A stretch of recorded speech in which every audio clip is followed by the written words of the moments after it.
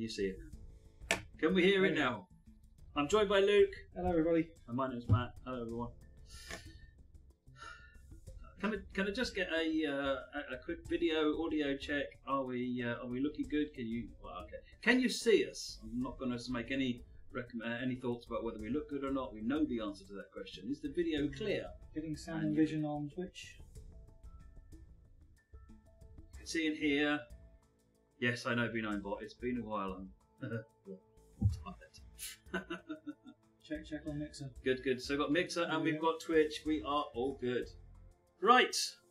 Welcome to the stream, folks. It's been a journey getting here. Turn the sound up. I'm assuming you mean the in-game sound. Let me turn it up a little bit. We'll see what it's like once we actually get in the game, and we'll just adjust the volume settings. So once we get in there, shout. Right. So welcome to Ruhr Sieg Nord. Now a lot of people are really looking forward to seeing this today, so here it is at last. Yep, right, I boosted our volume as well, so we're now at the peak of the green. And we boosted the game volume, we'll have to see how that is once we get there. So hopefully we're nice and loud now. And anyone who adjusted your volume, apologies. If you just got that. I'm just going to shut that door because they'll start hoovering shortly. Whatever you do, don't step on the network cable. Not that anyone's done that tonight. I'm pretty sure I missed it this time. There we go. My shoulder is indeed flickering. I'm afraid just have to sit like this. There we go. Right, okay. So, Ruhr Sieg Nord. Ruhr Sieg Nord is in Germany, as you can probably tell. We've been talking about it a little bit in social media lately. It runs from Hagen in the north and it runs down to Finnentrop, about halfway down the line towards Siegen. Along the way you've got I think 6 or 7 passenger stations and you've got some freight sidings, there's yards, there's all sorts of things. Really interesting route inside a valley, and the route's also under a degree of upgrade and maintenance, so you'll find that stations, as we drive down the route, we'll show you some of the stations, there's sort of under this, you know, the temporary fencing and so forth. It looks actually, it's really, it captures the feel there. So rather than showing scenarios or anything, we thought we'd just jump straight into some service mode action and just let you see the route. I will be running with PZB and CIFA switched on, KTL Rock Pal, yes. And then Luke, who has done precisely no practicing, none at all, and doesn't know PZB, will be dropped squarely in the deep end. I know everyone's looking forward to seeing that. And I will attempt to teach Luke how to do PZB, so I'm pretty sure we can guess how well that's going to go. Not because of Luke, but because of me. Luke is doomed, there you go. Yeah. Right. All goes wrong and I blame Martin anyway. So. Yes. It's all Martin's fault at the end of the day. So one of the popular questions coming up at the moment, feel free to answer it if you see it in the chat going forwards, folks, is is this coming to console? Yes, it is coming to console. Do we have a date? No, we don't have a date. Is West Somerset coming to console? Yes. Do we have a date? No. They are coming soon, so bear with us. West Somerset will be first, and then Ruhr Sieg will follow a little bit after that. So they are coming to console. They will be awesome, but bear with us. Meanwhile, shall we drive some trains?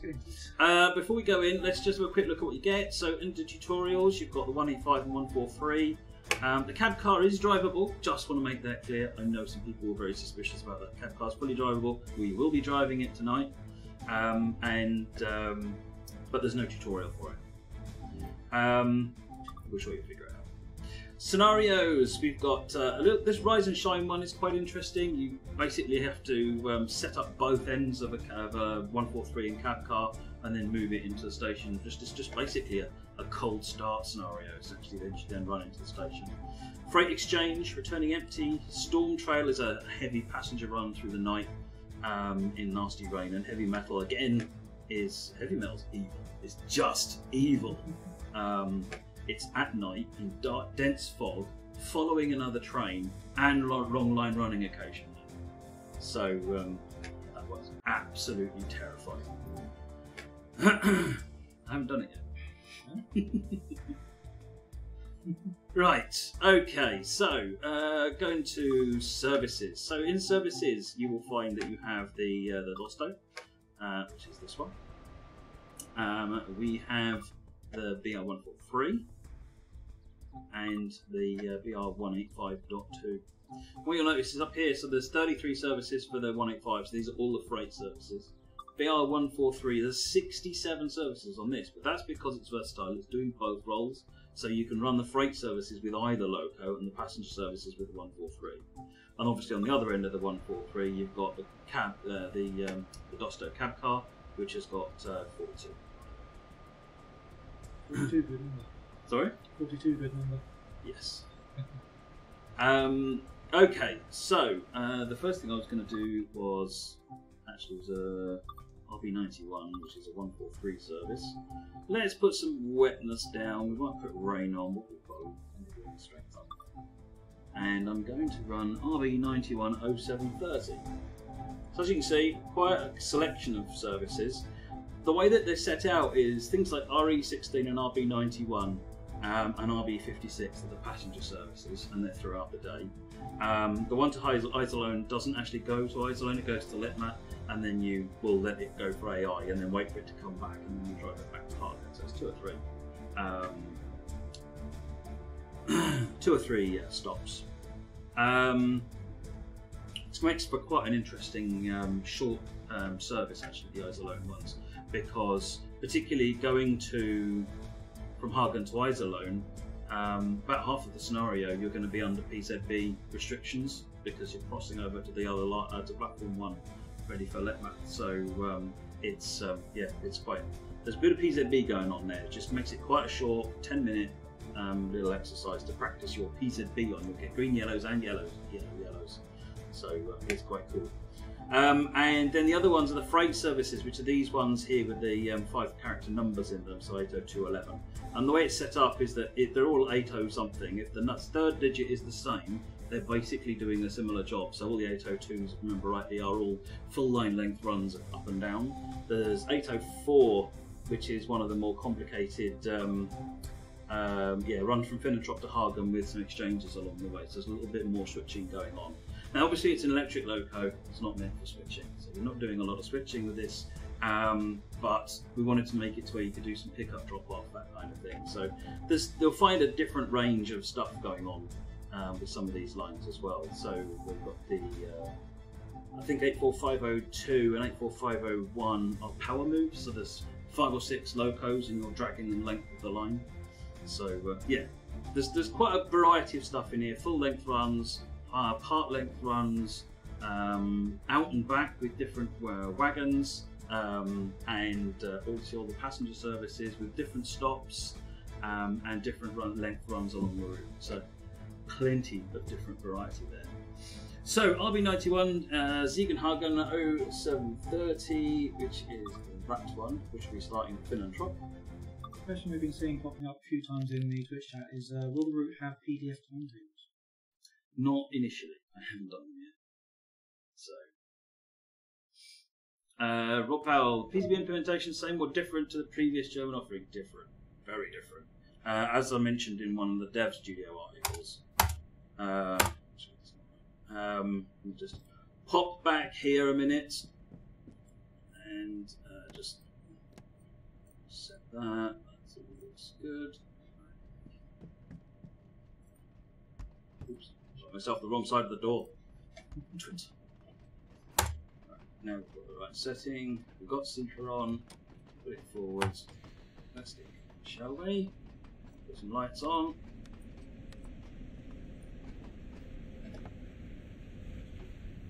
Right, AFB to 40 kilometers an hour while we get moving. Meanwhile, let's have a look outside. These are the Shim's steel wagons.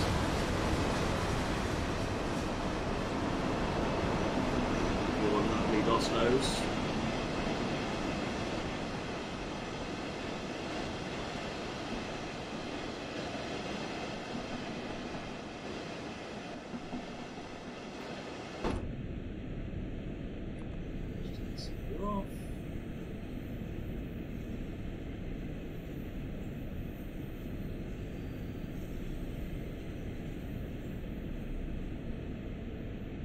I'll show you the inside of the Dostos at one of the passenger stops as well.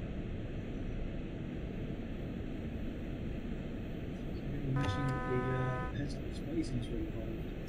Yeah, so we've got a couple of extra things on this. So one of them is the AFB plays a big part in the way these trains, all of these trains work, except the cab car. The cab car doesn't have AFB. So we wanted to make sure that it was captured on the HUD so that you can use it.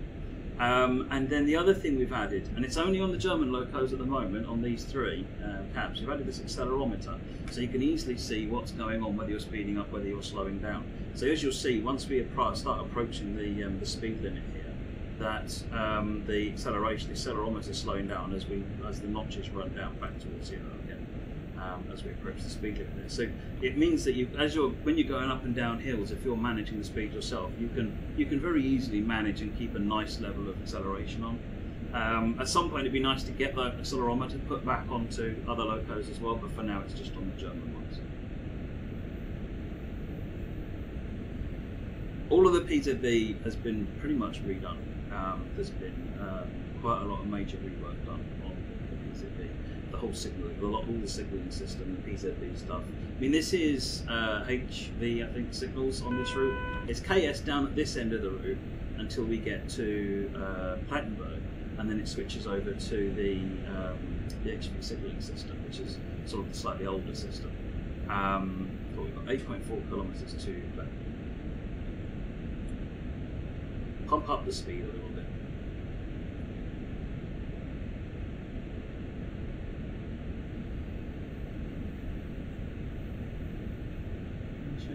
Switches.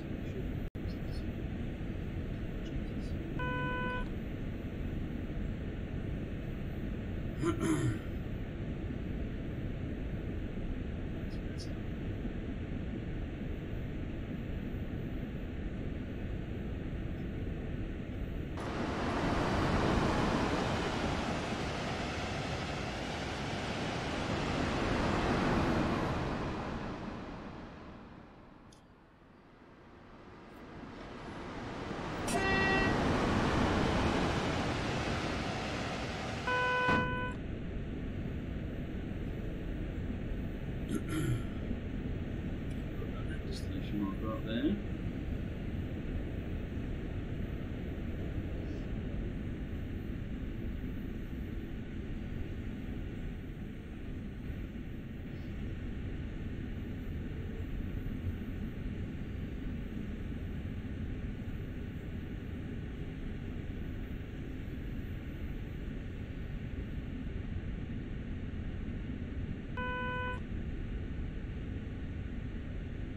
In proper horn use, yeah, indeed, like sauce. There's a 143 hauling a freight, so that's random. Freight services will randomly be either a 185.2 or a 143. So you'll see a little bit of variety in the trains that come back each time you drive the route. 70 limit coming up. Get slowed down.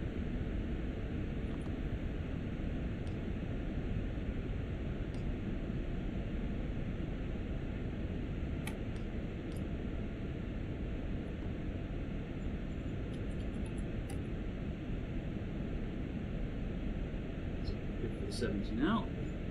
ES6 is asking how long is the route? How long is it? I can't remember what the kilometre length of the route is. Someone else happens to know. It's Hagen to Finnentrop. I think it's, I want to say in the order of 55, 60, something like that kilometres, but I don't know exactly off the top of my head, sorry. Being off the top of my head, they're asking where can I buy a cat like Luke. So, these will be given away shortly in contest prizes. As to whether or not we start selling them, well, we'll need to ask Martin that one. Then you have the option to cold start trains in service mode. Well, some of the service mode trains actually already are set for cold start in this, but it has to, at the moment in the game, it has to be something we set up so that this is done, this service is cold start, this service is not. It would be a good idea if we could have some way of making that happen on the fly so you can pick it. It's not something that we do, we've got something in the plan for the moment. What's the line above the speed indicator on the HUD? It's an accelerometer. So as I speed up and slow down, you'll find that that line, it moves to the right for speeding up and moves to the left for slowing down.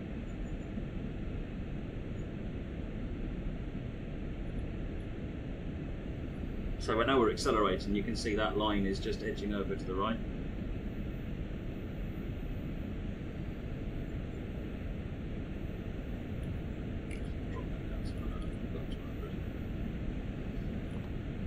Scotland is asking, is there a PZB tutorial?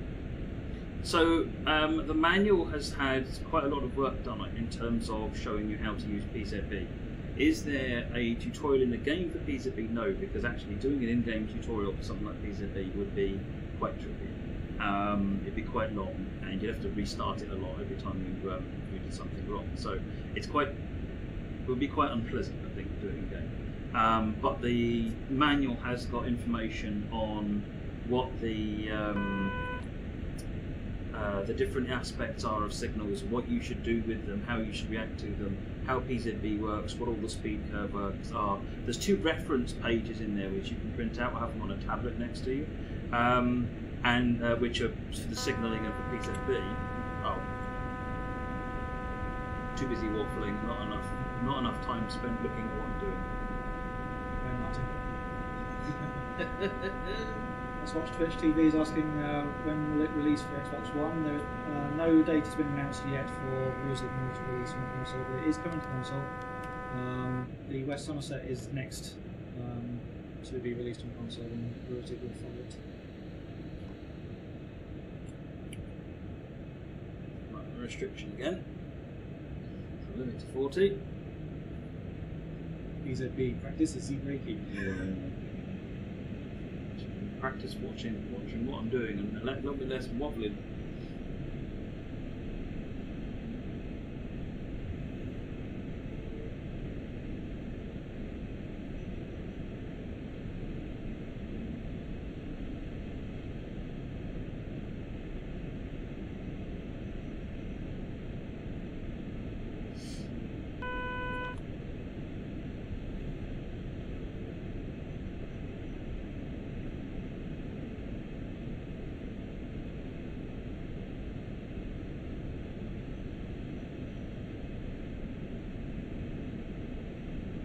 So the tunnels are all darkened. Some of the tunnels have lights in them, and the baking has been done with the lights turned on. So I know that's something that's been requested for a while. So the team have been sorting that out for this route. So if the tunnel has no lights in reality, then clearly there's no lighting. But if there is, then we've found out whether they're on generally. And generally they are. So the tunnels have been rendered with the lights on.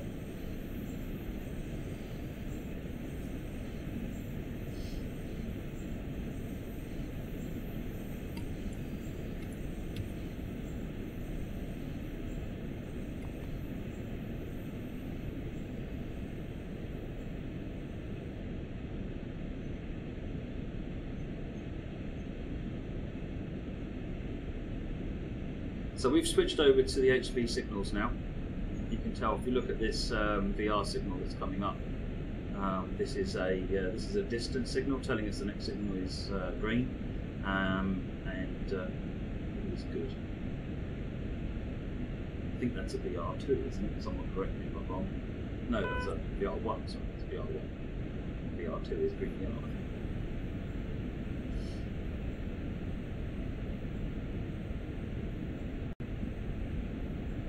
1.5 kilometers for the back. Nearly there.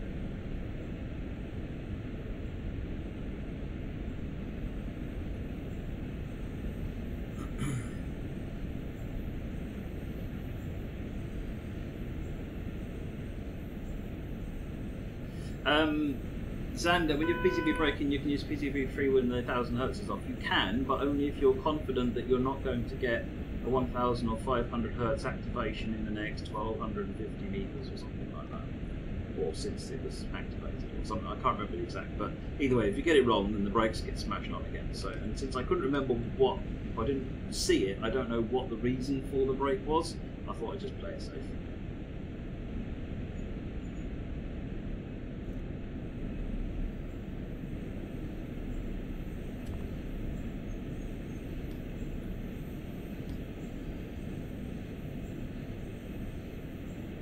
nice and slow. People asking if the PZB system can be implemented into transit. So, because of the level of change, I mean, it was a major review of everything going on with the PZB. At the moment, this was covered in an article, in case you haven't seen it yet. There aren't any plans to retrofit it, but it's something that definitely we'd like to do at some point. So, saying there's no plans to do it doesn't mean it won't happen. It just means there are no plans to do it right now. If that changes, I'll let you know. I definitely want to do it, though, personally. How about extras in the cab, like windows and stuff? Yeah, I will have a play once we get stopped here.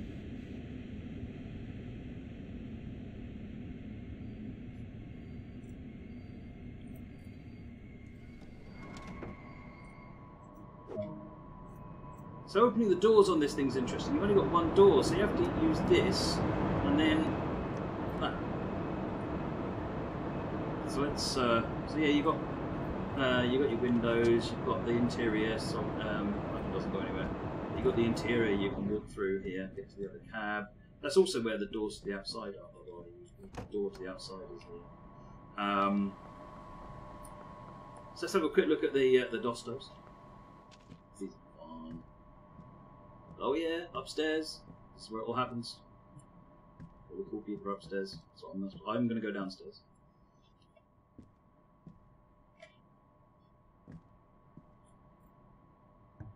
These are the doors made of glass.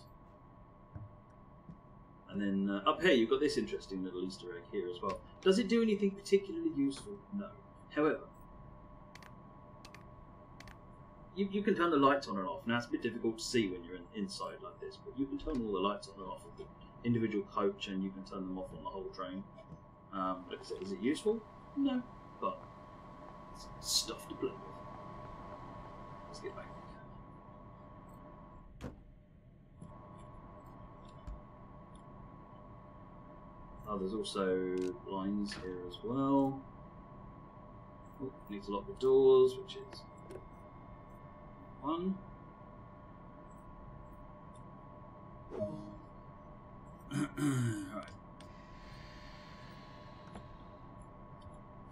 Not in monitoring, so I'm just going to push it to the limits.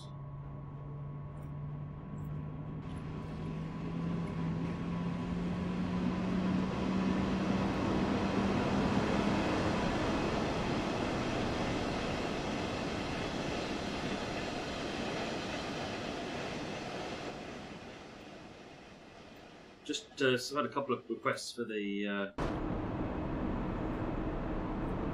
volume of the voices to come up, so I've just changed the volumes a bit so you can hear us a little bit more clearly now. Right, next stop is Wordle.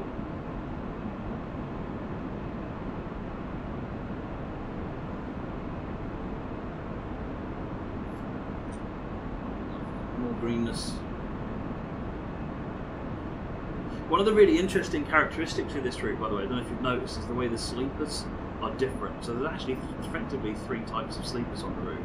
You've got the subtly different, you've got the clean concrete ones, the whiter ones we were going over earlier on, the wooden ones that we're going over at the moment, and then you've also got the dirty concrete, so where the sleepers have been replaced, but they've been replaced a while ago, so that you find that the sleepers are different. So that's why you find a bit of a patchwork of sleepers down the line, because bits and pieces have been renovated, and it's just that is intentional. It's completely intentional.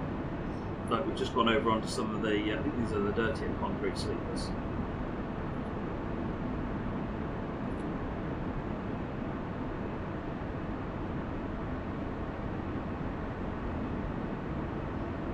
A Smith 98. If you want to change at the moment the change is done manually. So what you do is press escape. You go into the settings icon, and then under measurement units, you switch it to metric. Yours will be showing imperial, and then that will switch over to kilometres. At some point, it'd be nice if that was automatic, but it's not right now, so you have to do it yourself. It does mean that if you want to use KMH on an American or British route, you can do that as well.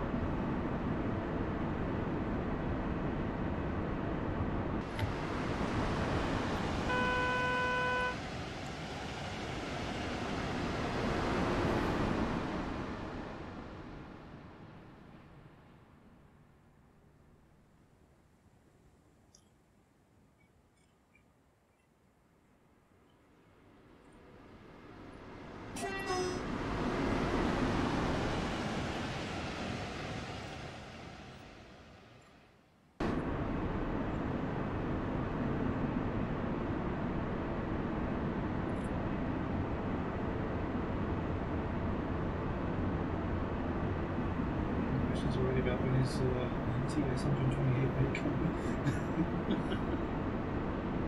We're kind of expecting people to sort of start asking that already because announcing TS 1964 vehicles today. So yeah, big news. Big news dropping this morning. Right, next tunnel. I think it looks like this one is lit. So a little bit of a different experience. We'll come through it, not much.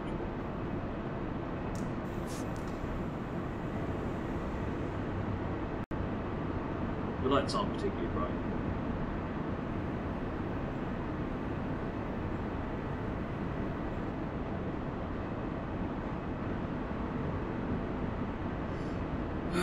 Right, 3 kilometres to Wordle.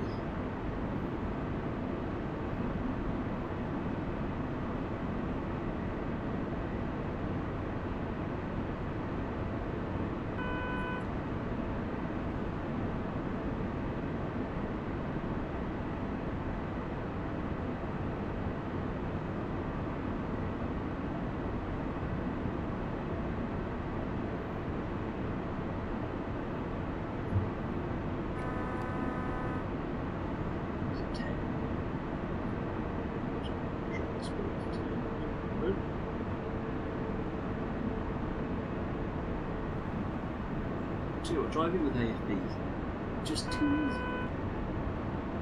But what I have found is, because I normally don't drive with AFB when I'm driving a TS1, but what I've found is that it's made me think more about, you know, what does the train need me to do, and just tell the train, you know, what I want it to do, rather than constantly accelerate, brake, or anything like that, and just let it worry about it. So one thing you might have noticed there, so we just went past a signal with a 10 on it, and my speedo HUD has not changed indication. And that's because the HUD is only showing track speed limits. It doesn't show speed limits imposed by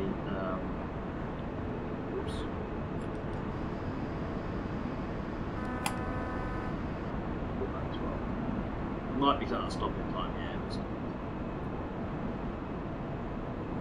Yeah, so it shows the speed limits on the track. It doesn't use the speed limits on from vis-a-vis. So, but sometimes the track has got the speed limits in it, so you do need to follow it.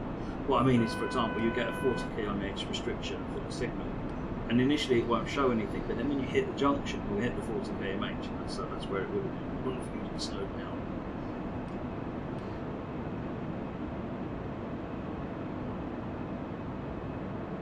Hey there, Pineapple Chunk on Mixer, how are you doing? Welcome to the stream.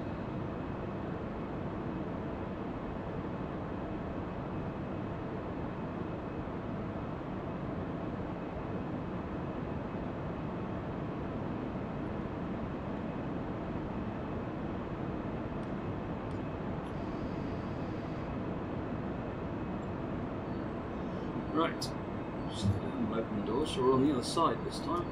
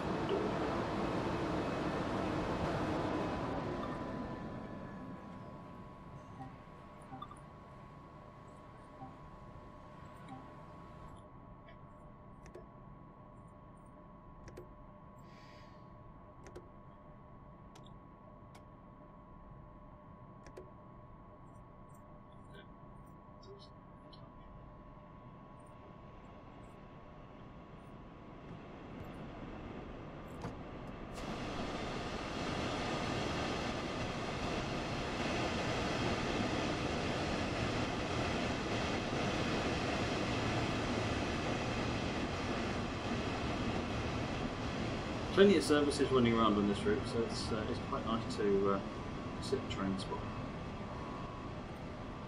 And there's decent variety, there's quite a lot of freight on this route as well.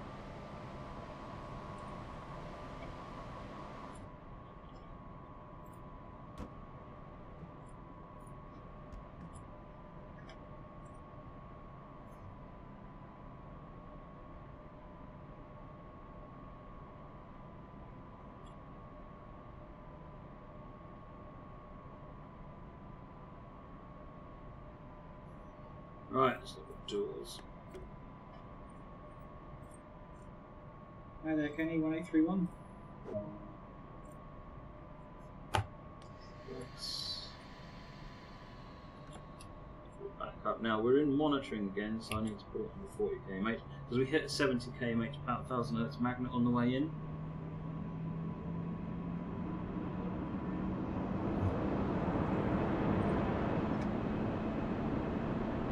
Which is actually taking effect just there.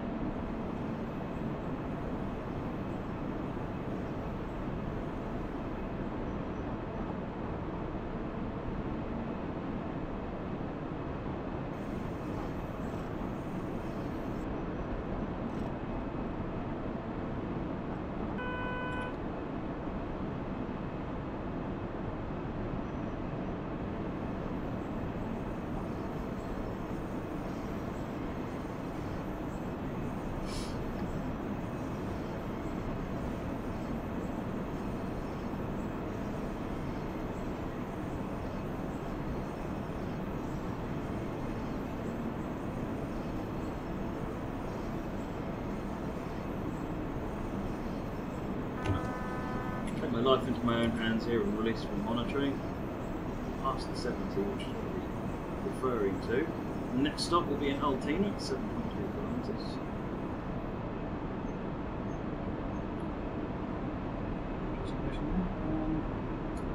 People now is asking, do you tell us a little more about how you picked this particular route?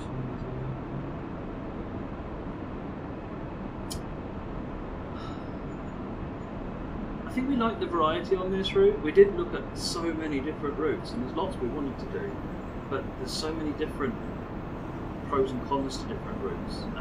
Like for example, we're not quite really geared up to do an ICE route yet, which is obviously the first thing we want to do.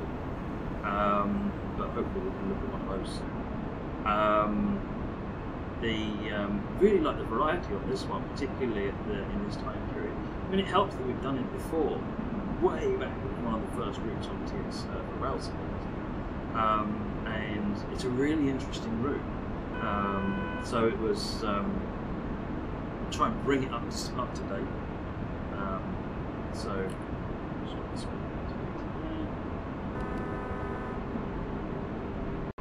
I don't have a really great answer for that one. I haven't thought about that. I need to think about that because there is a good answer. We spent a long time going over the routes together this year. Did you forget the loco sound? It's an electric loco, and inside you don't really hear a lot of it. You hear more if I go outside when we start off.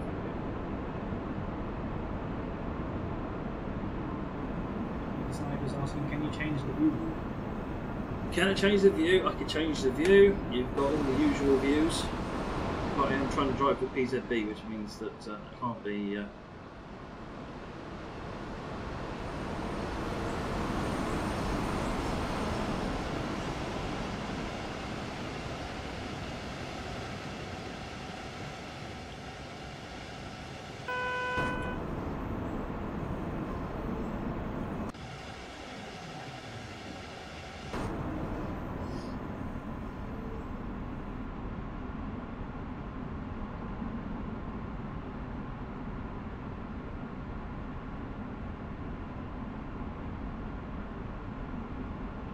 Do a viewer poll for the next route, amazed Hayes. The next 3 routes are already in production. So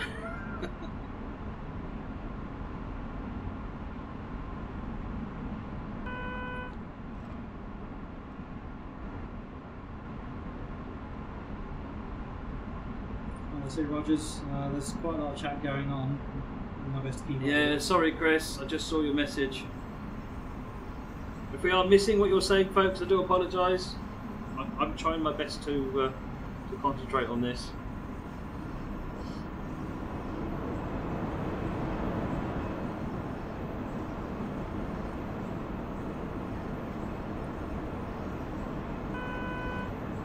So I think Altena means we're actually coming close to the power station as well.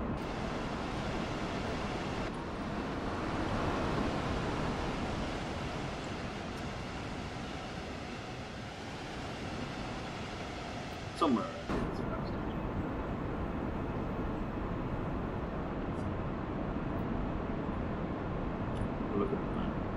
isn't that? Oh, we passed the power station. That's the power station.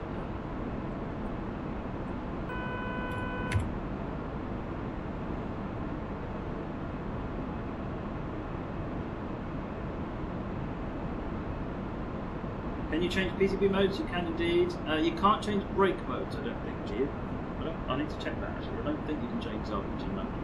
You can definitely change the PZB mode. In this loco, there is a. I won't get up and show you while I'm driving because the seat will kick me out. But there is a switch in the. If you go through that door there along the control panel in there, you can, along with changing various other things, PCB mode selectors in there as well.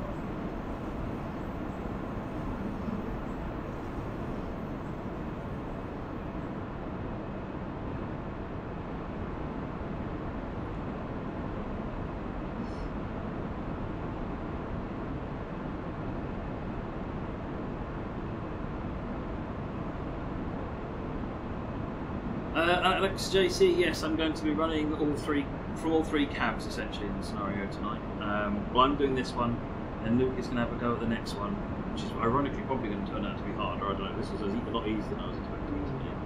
So, and probably everyone's going to be like, "Oh, Matt, you dropped him in it," but it was completely accidental if that is the case. And then, if Luke wants to do the last one, we'll do the last one, or I'll do one other two. So yeah, we will be running the cab car, the 185, and the no, there's no corridor on the 185. It's just this.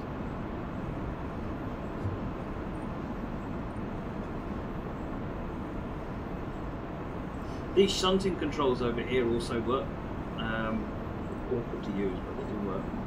So these are used effectively. That you use for standing out the window, and then you'd effectively be operating with your hands while you're buffering up to coaches, so you can see what's going on a bit more clearly.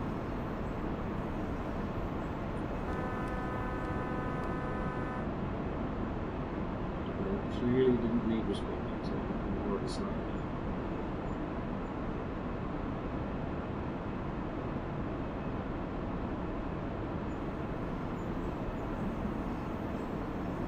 So this route obviously is mixed electric, non-electric. So all the sidings, the yard, or many of the sidings, the yards, etc., are not electrified. So there's the electric locos will be running up and down the main corridor and using some of the sidings that are electrified.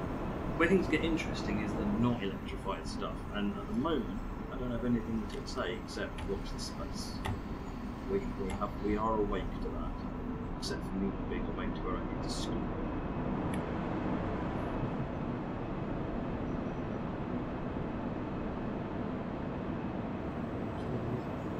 That never happened.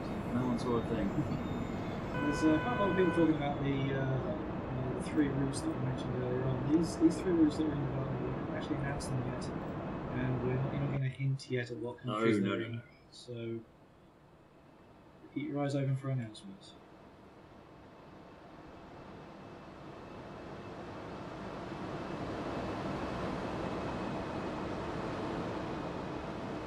We've remodelled the sleeper, the clips and so forth to be more in keeping with the German styling as well.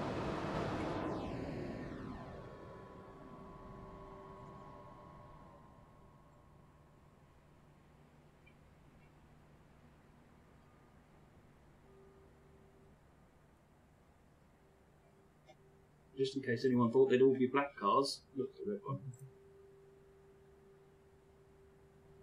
He's is asking, shouldn't the engine be at the back pushing? On this particular way round, no. In other times, you'll have the 7.6, 7.2, and you'll be then being pushed by the loco. So you get pushed one way and pulled the other.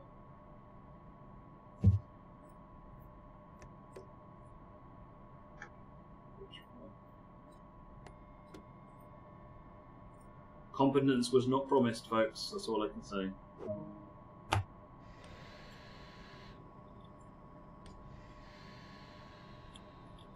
Rogers is asking, can the PZB be turned off? Yes, it defaults to off. Same as CIFA, they default to off. You have to turn them on. Control Enter and Shift Enter, or there are buttons and switches in the cab that you can use to turn them on as well. Physical ones. Right, we've got no monitoring, so let's switch on to that. CIFA switches. Some quarters. I think we're back on the panel in the middle as well. Top Star Girl on Mixer is asking about the WSR. It is the next release due to be on the consoles, but we haven't announced one yet.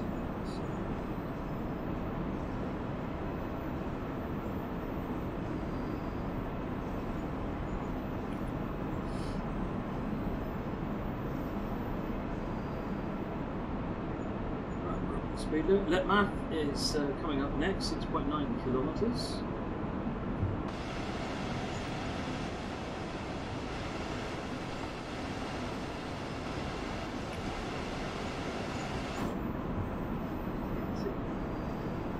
Yeah, I picked an absolute easy service idea.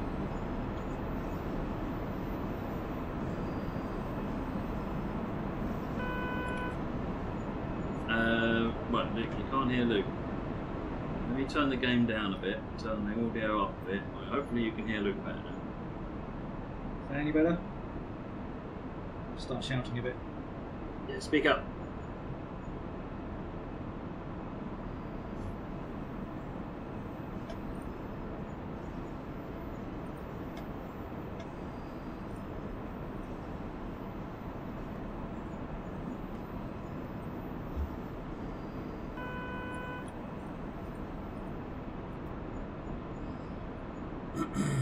Speak up a bit more.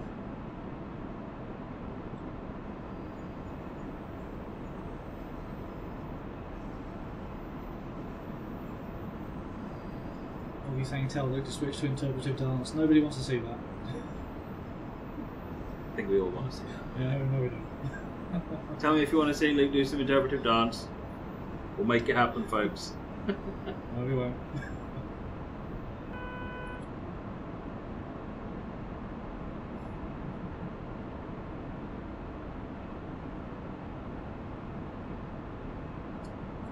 Everyone's voting against me now. I knew they would, because they always vote against me as well. Basically what they vote for is misfortune.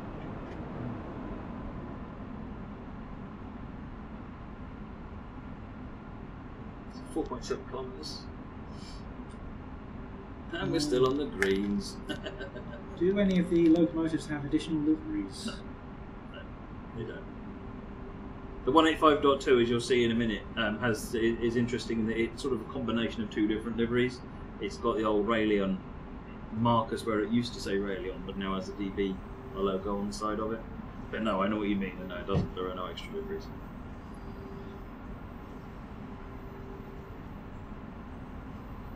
If there are any liveries you'd like to see, then let us know.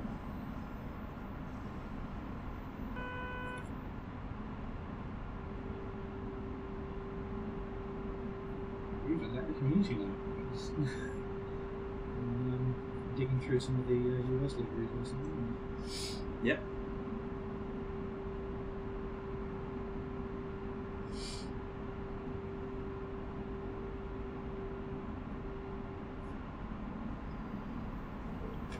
Right, how are we doing? Somebody just saying that we have to do the Rocky Horror Show dance today.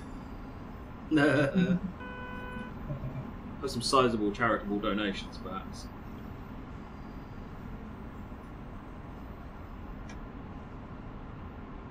This is asking how many failed so far. I'd say 2 so far. 1? Well, I only got PCB banged out once. PCB once. I mean, if you count the slight overrunning of the station, Yeah. it's only slightly. So. It's only the loco that missed. It's pretty good for me.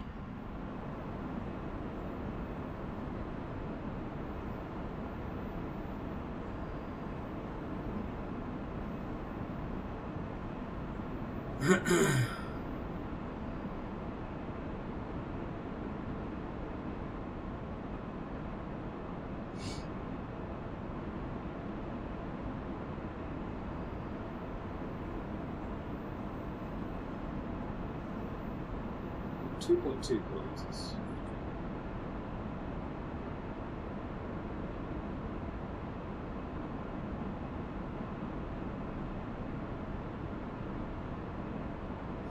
Loco and first half of lead coach. Yeah. I guess.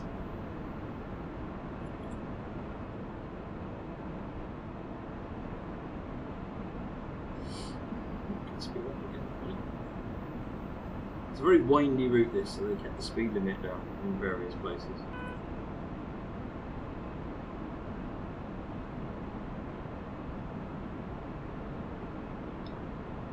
Thank you very much for that mental image there, Martin. What's he saying?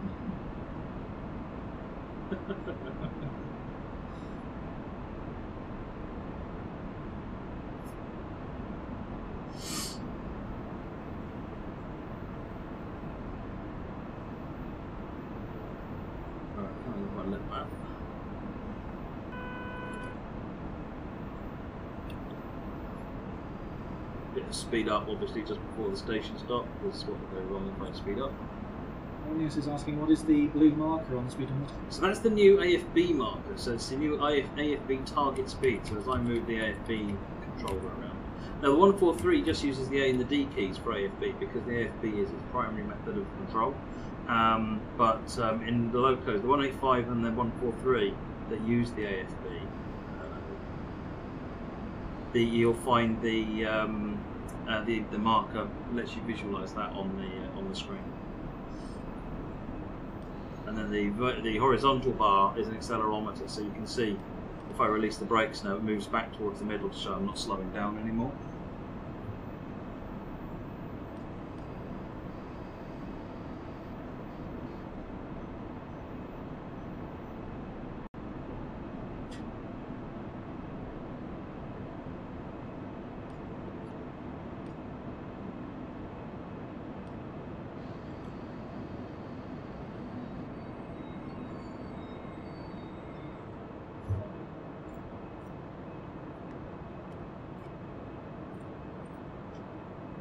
Fixed vehicle is saying, I don't understand why there are overhead lines in GWE, but there's no electric trains in the game. I can answer this one. GWE is very close to where I actually live, and the line is in the process of being electrified. It's not fully completed yet.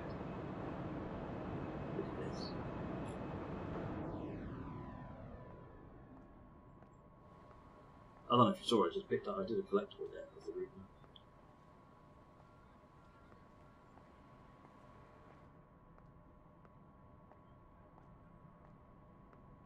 It's one of the route map collectible. There's 4 collectibles, I think.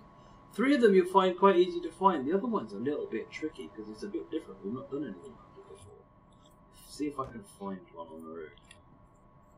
It's not really a collectible.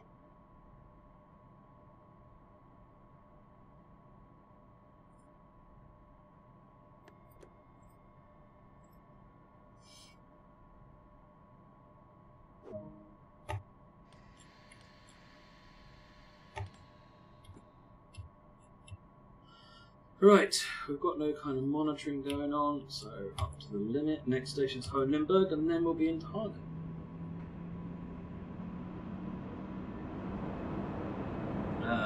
TH, sorry, I can't read your name, it's bright green on white. What's the white line above the speed? So that's the accelerometer. So you see at the moment it's showing that we're accelerating rather rapidly. As we reach the target speed at 100 kilometers an hour, you'll see that moves back to the middle again. So it's letting you know if you're speeding up or slowing down. It's not tractive effort, it's just literally are we speeding up or slowing down.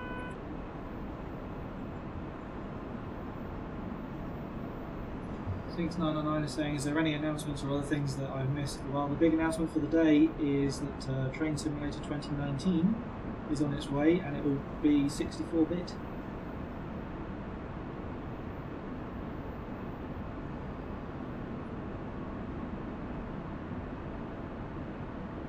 So 90s, drop to 90.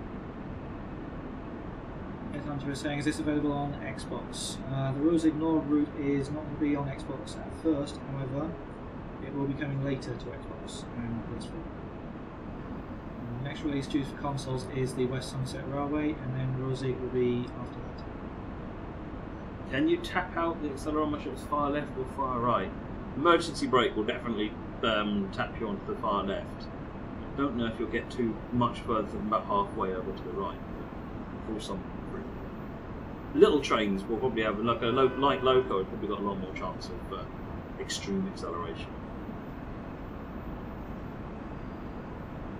So just north of Hohenlimburg, there's quite a large junction area where it sort of works out where we're going to go. And I think as we're a passenger service, it's a reasonably straightforward path, but this is a place where things get fun.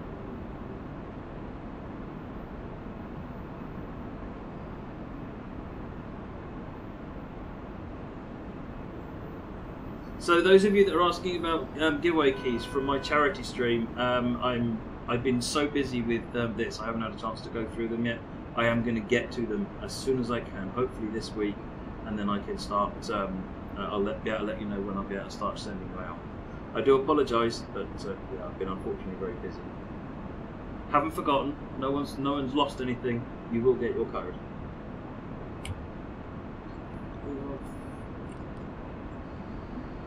Another question that's coming up quite regularly again. What are our plans for steam locomotives in Trinity? I've got lots of plans for steam locomotives in Trinity. Nothing I can talk about, I'm afraid. But steam locomotive is very close to my heart, so it's something I'm really looking forward to getting to. But I also don't want to rush it.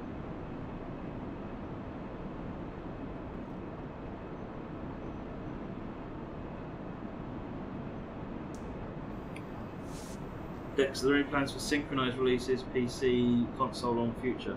Ideally that would be the case, but there's a lot more complexity to launching on console. So yeah, at the moment I'm going to say PC first for a while, but ideally yes, that is our ultimate goal, will be to get to that.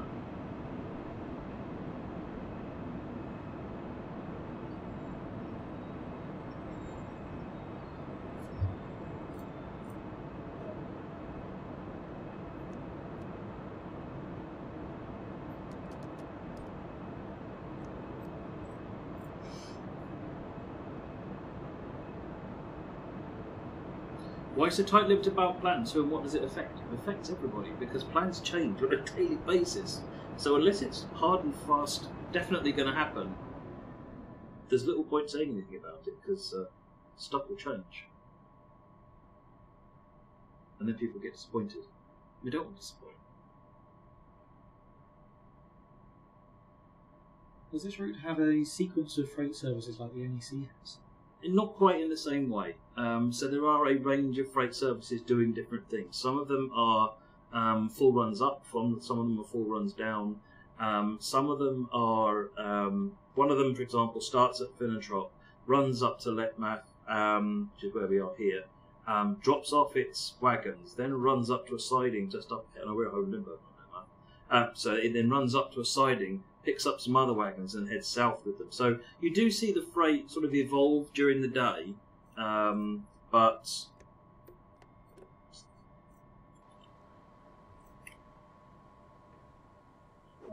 it's not quite the same way as the way it worked on NEC.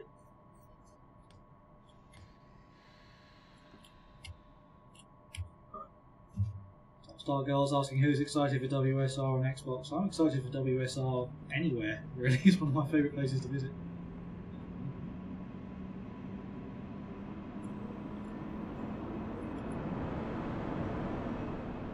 Right, we're off to Hagen now.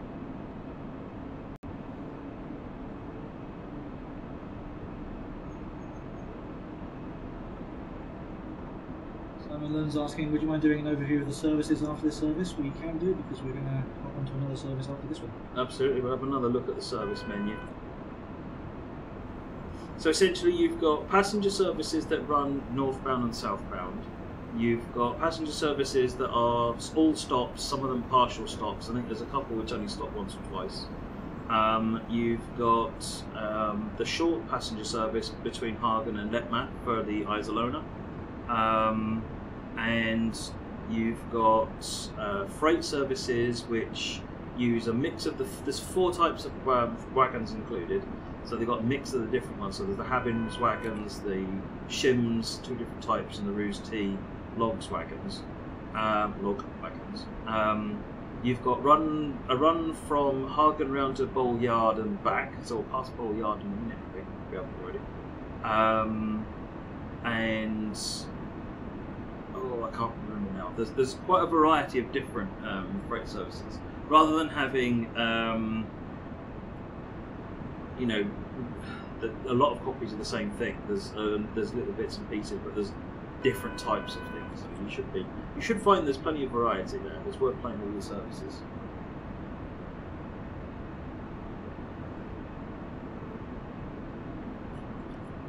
Speed up to 120.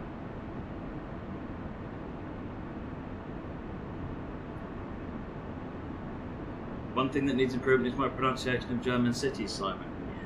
This is not news. This is absolutely not news.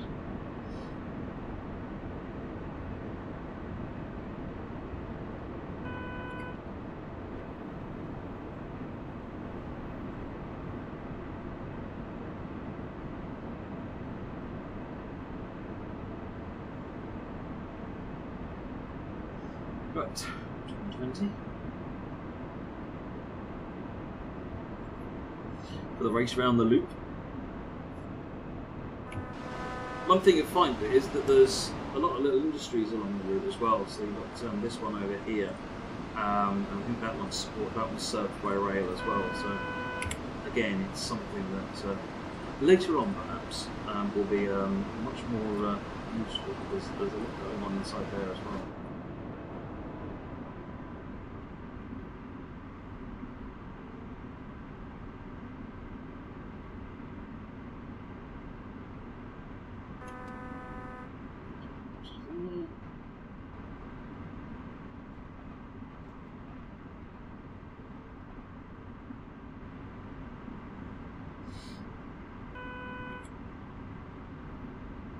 Horn sounds.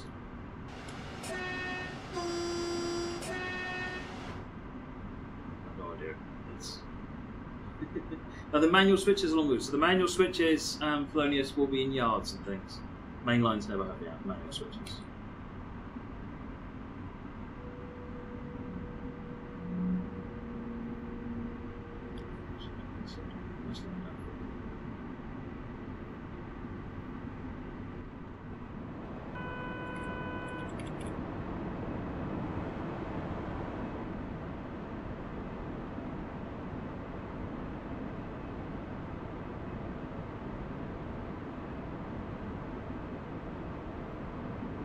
Scotland was asking, can you explain the dials on the dash?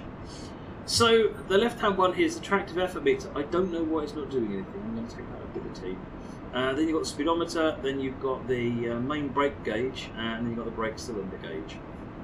And then you've got this number down here, which is the current tap level. So it's a tapped loco. That's the bowl yard coming up over here. So you can see two constants to those Ruhr's T-wagons just up here. But yeah, this is the current tap level, which is used to maintain the current speed. So if I drop the AFB down to off, you'll see it's already knocked out the it's tapped down to 0 again. So now we're just coasting. Put it back up again. Slow down to 1 minute.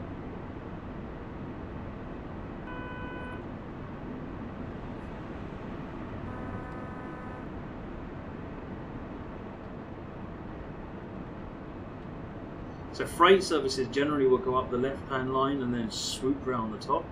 Passenger services take the slightly more direct route.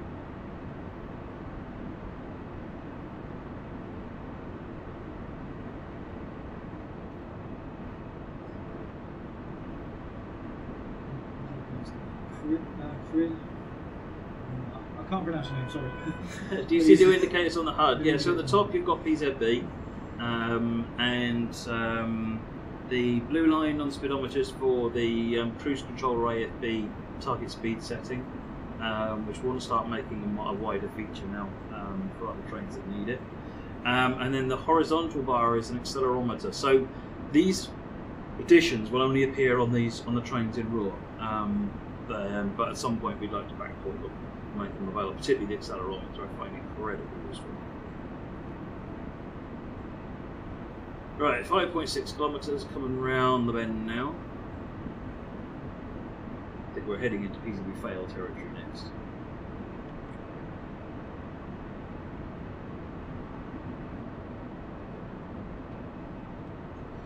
Ronit Gaming, will there be a PCB signalling tutorial for the route? No, it's not included in the game itself, but there is. I've written some fairly extensive instructions and tutorials in the manual, as well as a couple of reference sheets that you can have out while you're driving, so that you can see, you know, if you hit 1,000 hertz, what speed you should be doing at a glance. Until you remember. Once you get the hang of it, it's actually not too difficult to remember. Most of the problem I find with German routes is, or with PZB, sorry, is not remembering PZB. I've kind of got the hang of that now. It's concentrating and actually looking at what you're doing.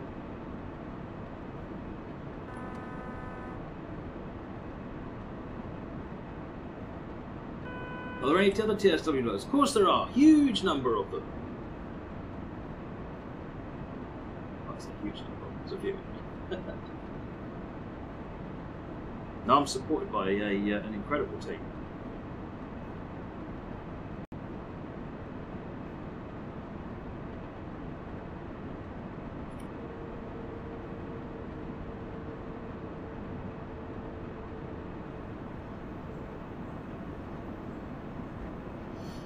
Right, we're coming up. We're just to the north of Hagen Yard now. I was asking, will the accelerometer be able to be turned off? That's the challenge of speed management. Not at the moment, no, but we are looking at, I want to do a review of the things that you can turn on and off, and also get them into the settings screen so that they're more permanently turned on and off, and that should hopefully make it available for console users as well, but I don't have any dates for that stuff.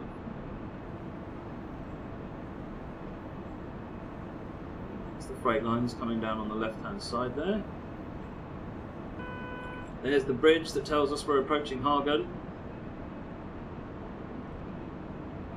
There is our first reduction speed signal. Next final is asking that when these routes come to the consoles, will it be as big a download as the original game, or will they come as a DLC with the original being a required component?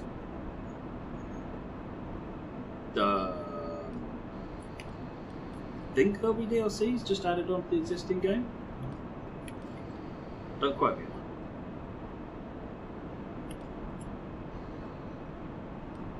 They're going to be coming as a DLC add-on, but they're still going to be fairly large downloads anyway. Oh, they'll be, yeah, sizable in their own right.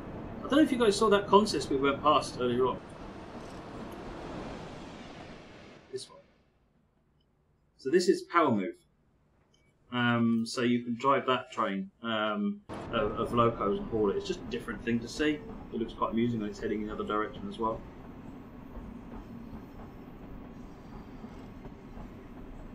This consist on the left. We're going to be driving this one a little bit later on.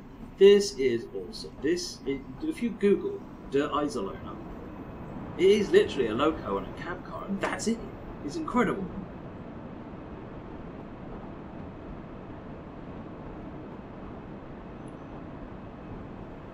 Right, green, yellow, so this is where the 40 kilometres now starts, and then we've got an expect stop, reduce distance.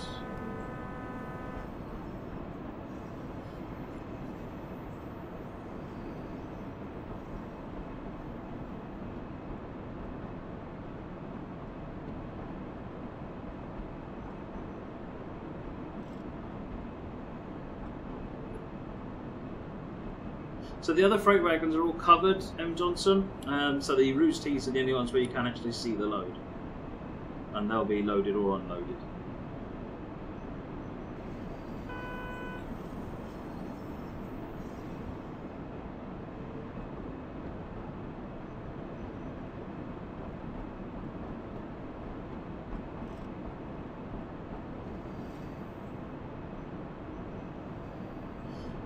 Coming into Hagen Station now. Motor lifter is turned off.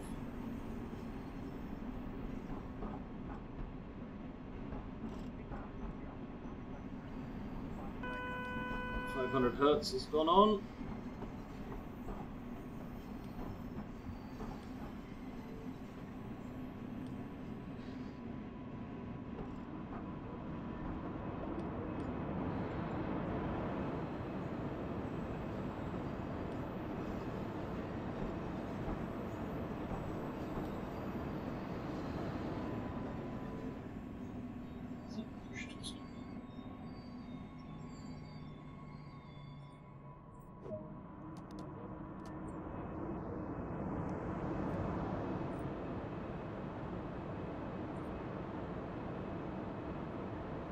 Hertz is basically a speed limit.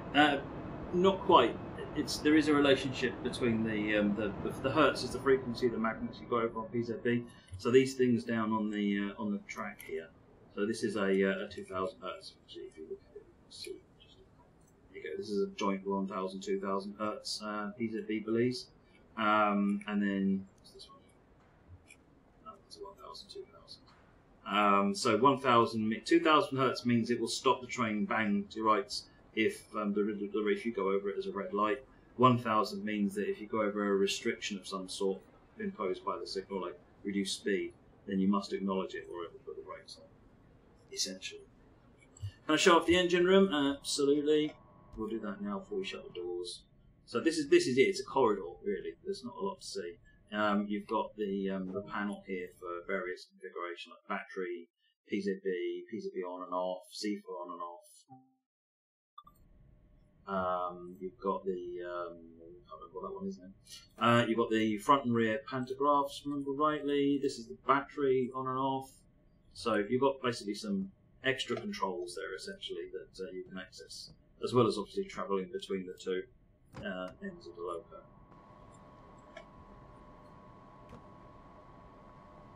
Have a quick look at the Dostos before we move on to the freights. So you've got the downstairs. Your room to move around, and then you go up here, up to the upstairs. So this is like a standard class coach.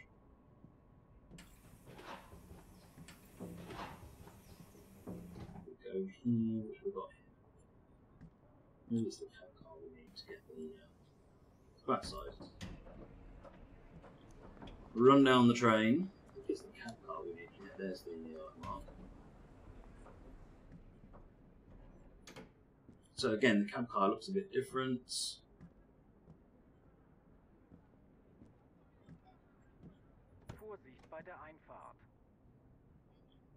Go up here. First class accommodation. As usual, you can sit in the chairs if you want to be light, which is all baked. And standard class over there. So.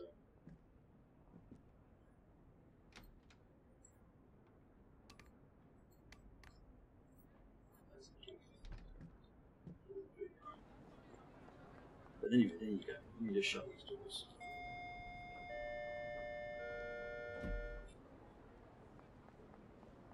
That is the 143 and the Dosto. So, I think next Switch around. it's time to have a quick switch around. Let me just put that to the main menu, and we'll switch seats. Starting to feel bad. I gave the freight one to a look now because I fully expect the freight one's going to be. I mean, I picked an easy of the brake scenarios. I picked an easy one. Services. Sorry, we're not running scenarios tonight. We're running all services. All right.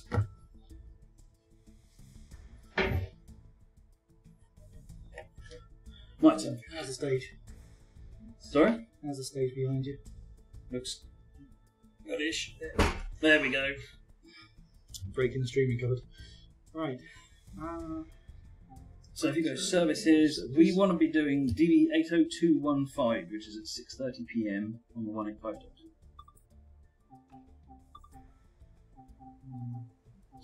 Put a bit of wet up and put some wind up.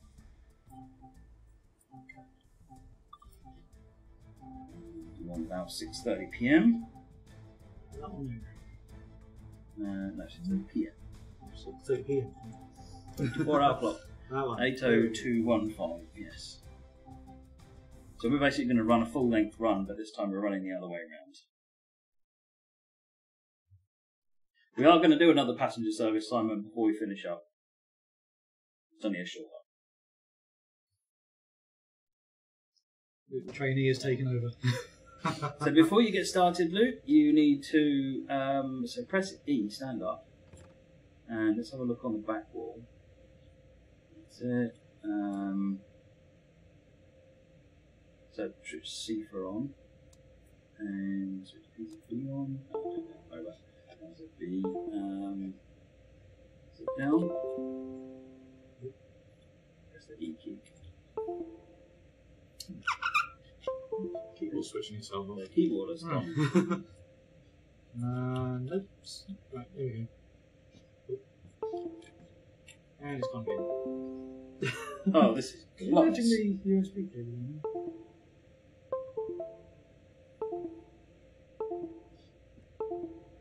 Just falls all the time. It's connecting and disconnecting. Right. Right, there we go. I'm back in control here. Right. Okay, so that was all switched on over, isn't it? Yeah, so we're on PCB M because this is a freight service. So I would say you need to let's have a look outside. Your headlights are good enough for me. Right, let's release the brakes and get going then. Pause.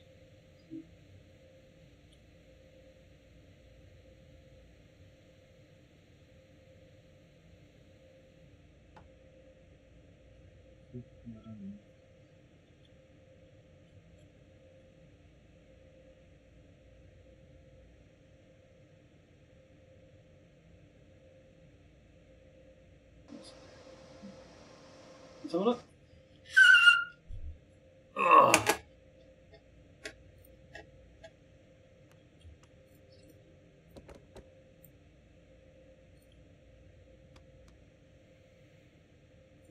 Cover that too.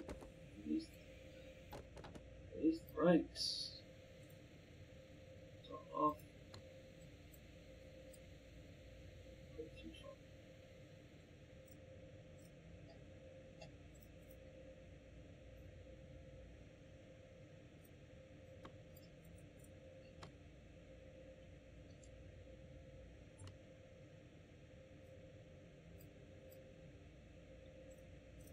This isn't going very far, is it? Mm-hmm.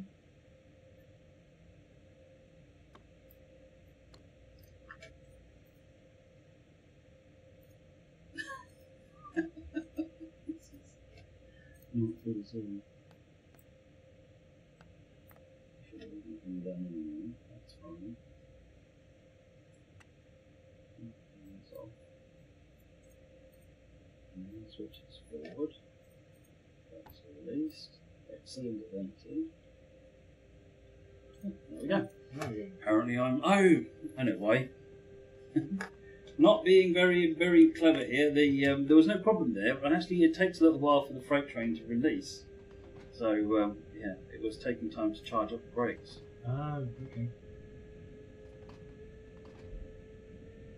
So yeah, cipher and PCB are both turned on. What you're looking for is a white light appearing there, or a yellow circle appearing there, and if they do, press Q. If you hear a beep, that means you need to press Q.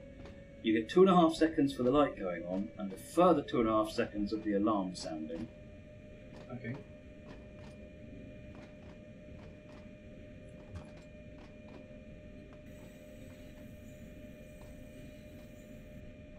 See an adverse you need to put some of the page down when we come up against anything like that.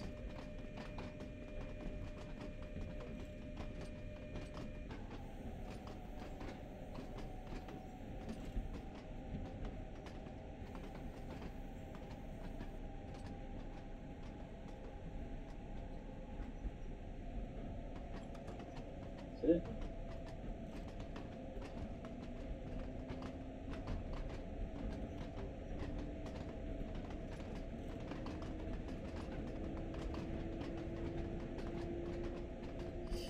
Now, do you want to drive with AFB on? Yeah. So, what we need to do is we need to put the AFB, so throttle control to 0, AFB to maximum because we're moving. Put the AFB main switch on, which is actually just down on the keyboard. See it. Once that's on, you see the blue light on. We then need to set the AFB where we want it. See the blue thing. It's alright, it'll pick us back up in a minute.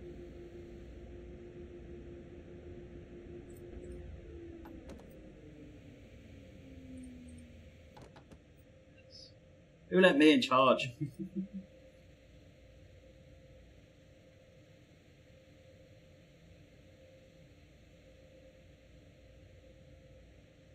It's a problem driving these trains when you haven't got access to the audio. Brakes almost off.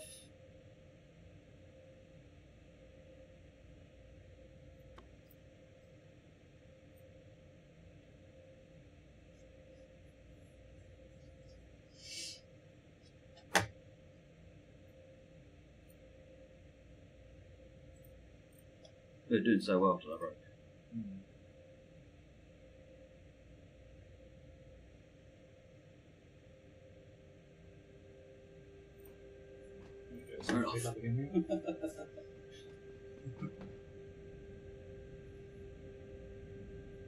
Right, so your speed control now is on the left-hand lever, not the right-hand lever. And you're better off using the lever than the right-hand than using the keyboard.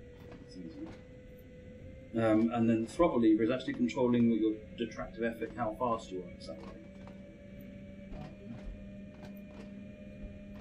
Now it's AFB, which means it's speed and slow down, the same as it was in the other one. So as you see limits coming up, you just drop the AFB down and it will gradually drop down the speed to meet the new limit.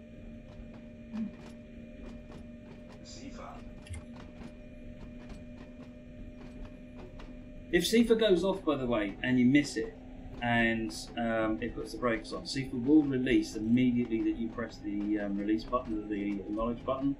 However, if you get a full service application on a train like this, it can take a bit of time to come off. Right, you've got a green light, which is a clear signal, with a green yellow, which is expect reduced speed. So get ready to acknowledge, because this needs acknowledging. Page down, ready, and in a moment, press. That's it. Right, you now need to dip the AFB. You're actually okay, but by the next signal you need to be doing 40, because there's no other speed indicator on there. So you would.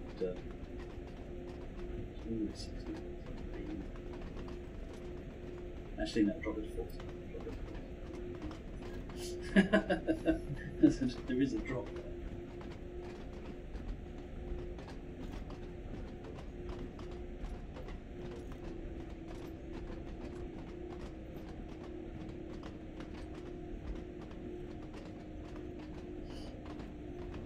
Right, you're going to get another activation as we come round here. Basically, it's holding you to a lower speed as we come round here until we get onto the main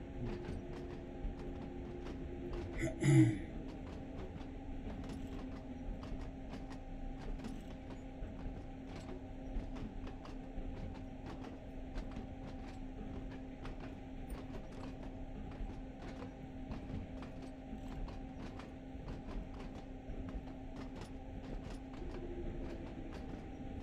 Team T, AFB alone doesn't always drive the speed down in time for PZB. No.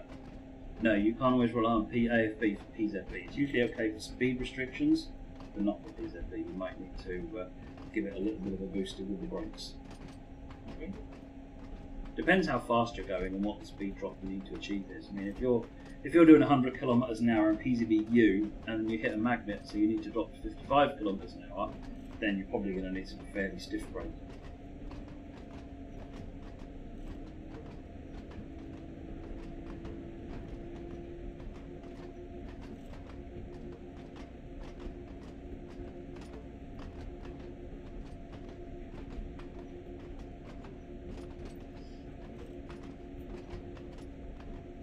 AFB will use air brakes if it needs to. It will use e-brakes first until it's maxed out on e-brakes, and then it will use air brakes to achieve greater deceleration if it needs to.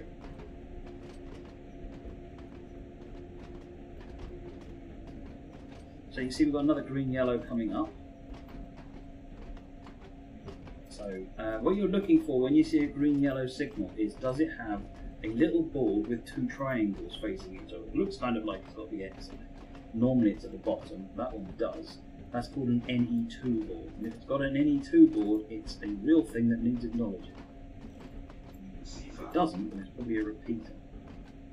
Acknowledge, there you go. But you're already going the right speed, so you don't do anything else. Yeah, so the key thing when you come up against, if it's a main signal with a distant, then you should always treat it as a one that needs answering. And if it's, in fact, I think generally speaking, you always answer. You always acknowledge whether you think you need to or not, because that way you won't make a mistake. There's nothing wrong with acknowledging when you don't need to. Okay. Yeah. Whereas the other way around, there is everything wrong.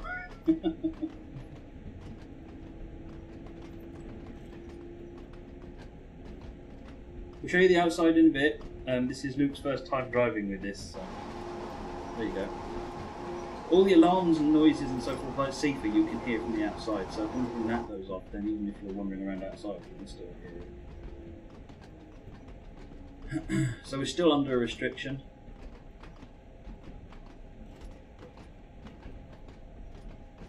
This, I think you'll find, is a repeater, so you'll see this one does not have an NE2 board, and it does have a white light on it.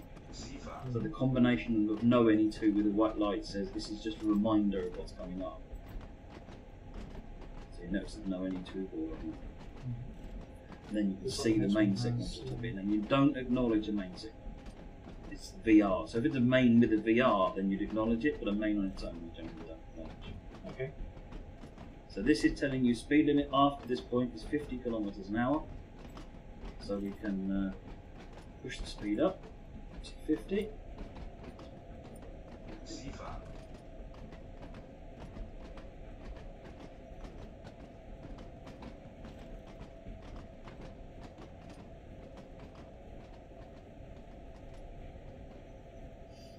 Right, we've come out of restriction now.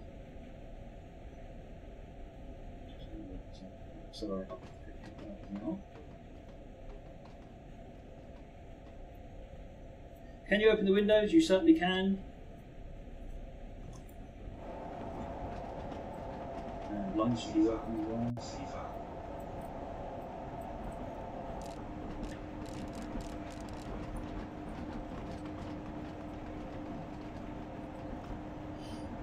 Are there any dual loco services in Johnson? So there's no double header powered trains. There is the power train, which is a power move in either direction. So you've got, it's a loco with a bunch of dead locos behind it.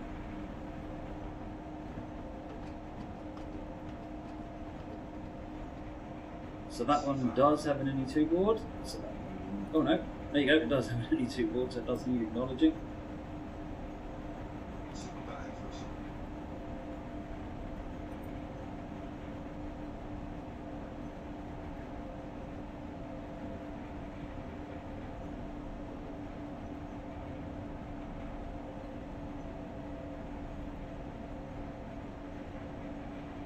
Losing a bit of speed in the incline.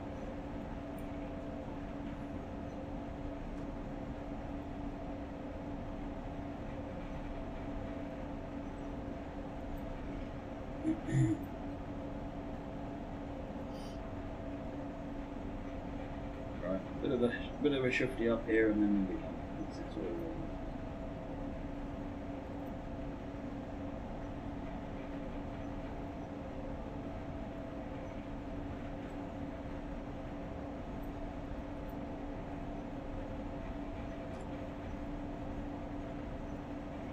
I will drop your speed down to 40 now. It's the 40 minutes coming up from the signal. Again, no NE2 board with the right lights. Good. You should. It's a habit to get into, even if it would. Right, this one is a green-yellow, so the force limit exhibits from here on, and it's also an expect restricted speed, so you need to acknowledge this one.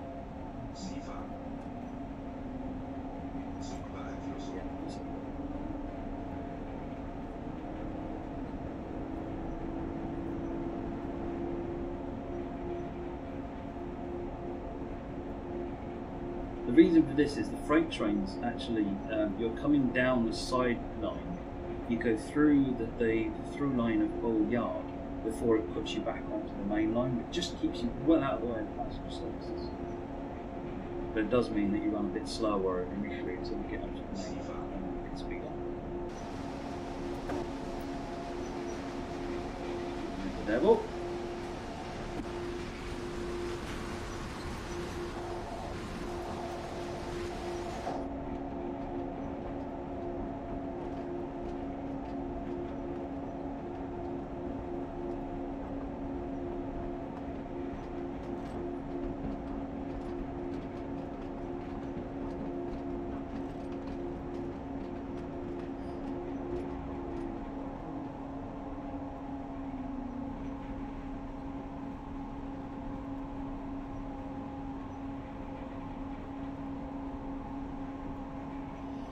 there's actually a couple of services where you'll bring the 185.2 round to this yard and you'll be picking up those, dropping off empties and picking up the loaded to take them back.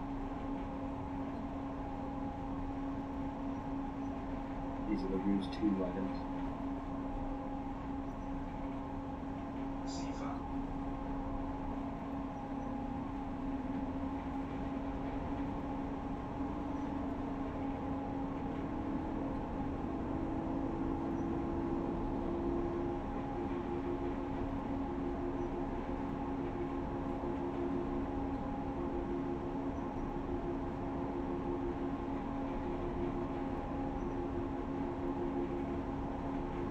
PCB influence. We'll go through a, doesn't need to load.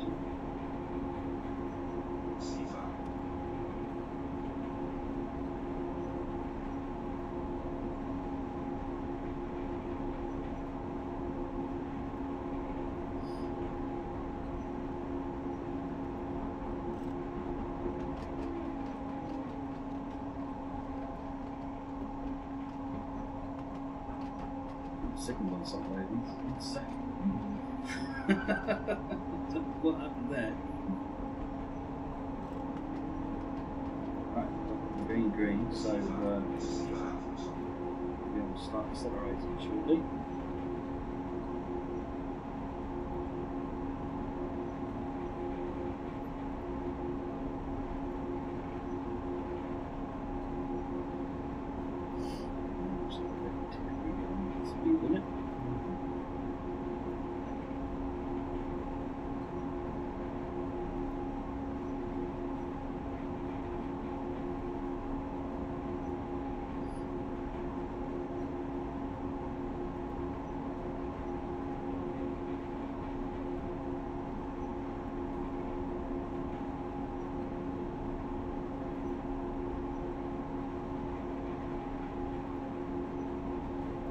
Japanese PCB seems to work properly. We've done an awful lot of work on PCB and the whole signalling system for the German stuff, so it should be much more involved.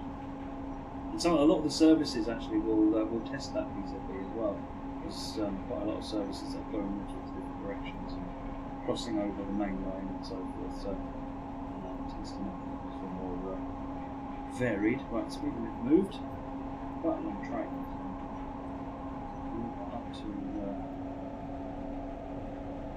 I'll go one below it just to give yourself a little bit of breathing room.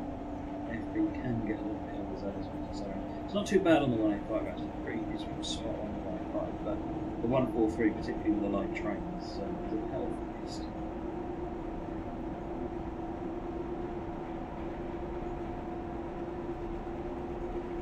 Now, the other thing to remember is that in PCB mode N, your allowed or permitted maximum speed is 120 km an hour. If you are doing 120 km an hour, then when you hit 1000 Hz magnet, you've got very little time to get the brakes on because it monitors a curve for deceleration. Whereas if you run slightly under it, it just gives you a little bit more relaxed time to get those brakes on and stay under that curve. Because if the brakes, you've got to get from 120 km an hour down to 70 km an hour if you get 1000 Hz. You've got 29 seconds, am I correct? I think 29 seconds. He's unlocked an achievement right there. Fast freight.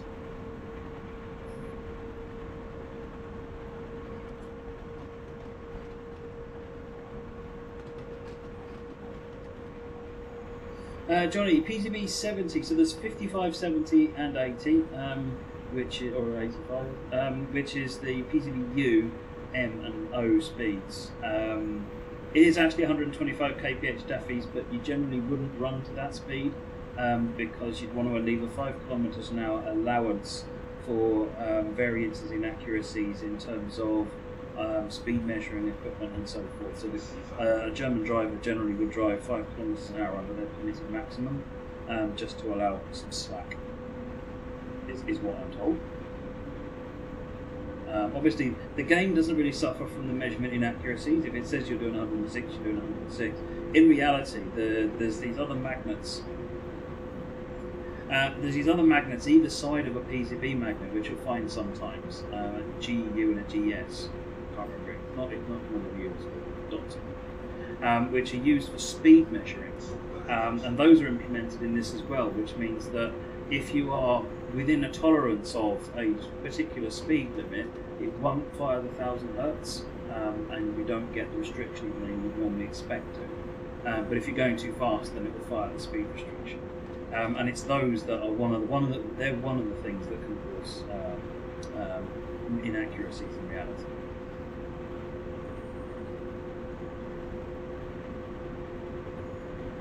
DK Designer, are there any missions we are supposed to control the other end of the train? So yes, we've been driving the 143 so far. We've been driving the 185.2, and after this we're going to drive the Dostos. There's about 45 services, including me, that use the Dostos. And there's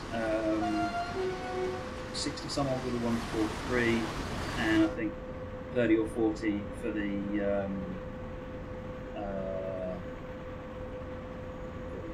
185.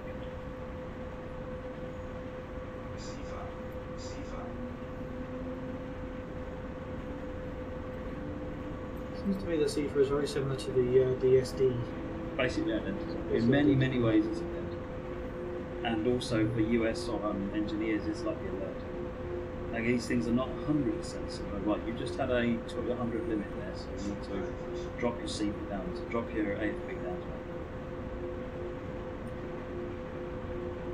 try and slow down.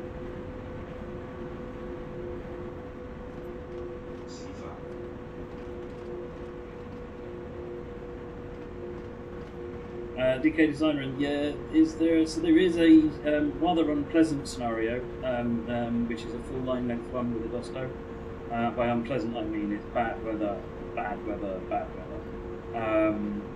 and that says expect 90, so it drops to 90. So if you get the triangle that looks like this, that means the next speed limit at the bottom is in yellow. And if it's this triangle this way up, the top of the signal is in white. It's from this signal the speed limit is enforced. Luke is concentrating, Alex. It's the first time I've driven with PZB. I'm really focusing on what's going on.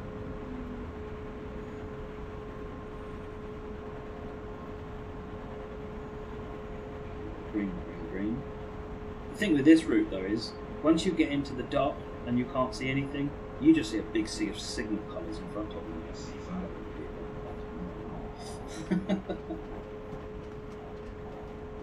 But that's where practicing and learning the route comes in.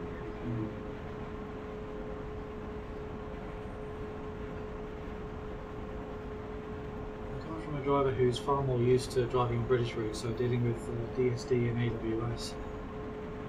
I mean, okay, CIFA is very similar to DSD, but PZB is far more complicated than AWS. Once you get the hang of it, then you'll find it actually makes a lot of sense. It's actually a lot simpler than you think once you get the hang of it. It's the uphill learning curve, if you like. You're trying to figure out what's actually.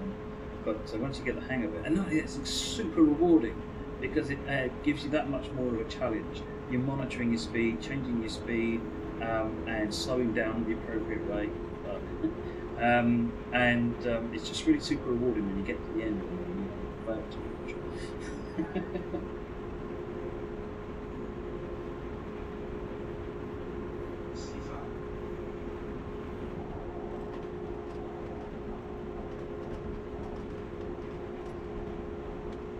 There's some Habins wagons on the left here. So this is Let Math actually. So earlier on I told you that there was a service where you dropped some wagons off and then you came over and got some on the other side. So those are the wagons that were dropped off previously, I think, or picked up later on, something like that.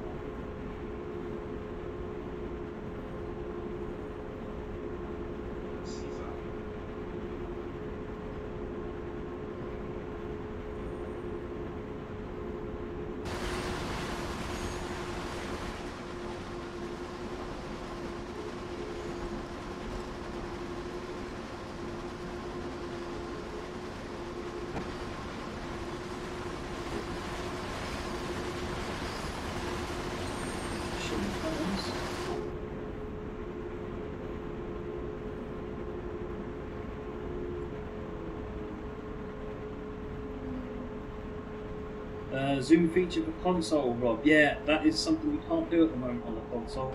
It's on my think list. The problem with the console is the lack of buttons. So I'm trying to work out the right way of doing it. But yes, I'm aware of the request for it. Shimmering of overhead wires significant. So a lot of that is down to a technique called temporal anti-aliasing. If you switch back to FXAA and then turn up the screen percentage, if you've got a machine that can do that, you'll find that it all disappears, the shimmering goes away, and it's a lot more solid. But FXAA with what is effectively SSAA is a bit more of a resource factor, but it does look a lot better.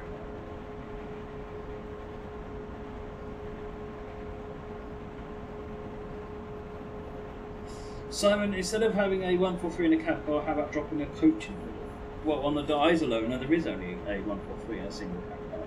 But on other services, like the one we just drove, we had about 4 coaches.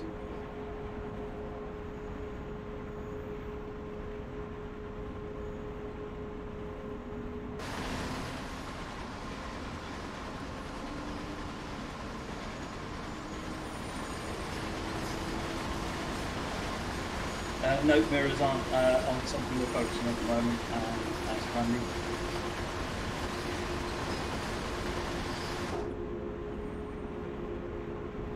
The headlights are on, Alex.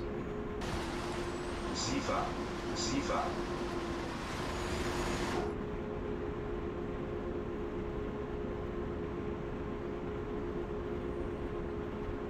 Simon, do a Google for Der Eisenlohn.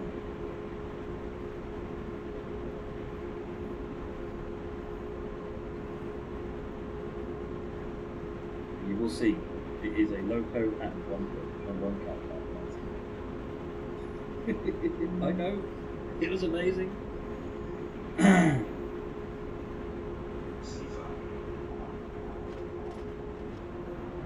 Some Happens wagons going the other way.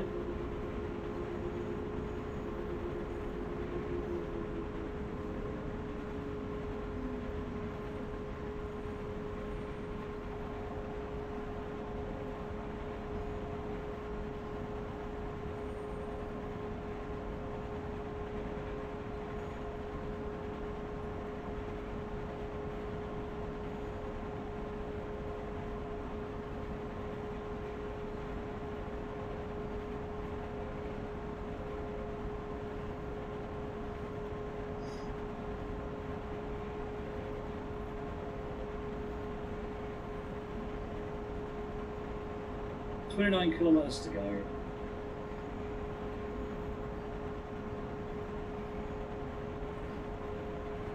Red Alex, will you add more wagons? We've got nothing to announce at the moment, but it's an ideal route for it, because there's plenty of freight industries and all sorts of things. So watch this space, or watch the Facebook space. Then it's cool. Any plans for PlayStation? So if Kameen is TS on PlayStation, then yes, is TSW on PlayStation? Yes. Is this on PlayStation? Ruhr Sieg Nord? Not yet.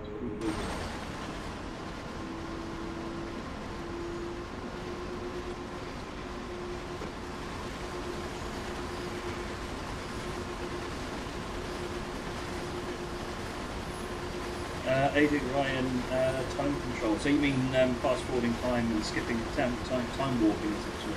Yeah, it's something that's on my list to look at for helpers. It's not so much necessarily with hard. It's a long list of stuff to look at.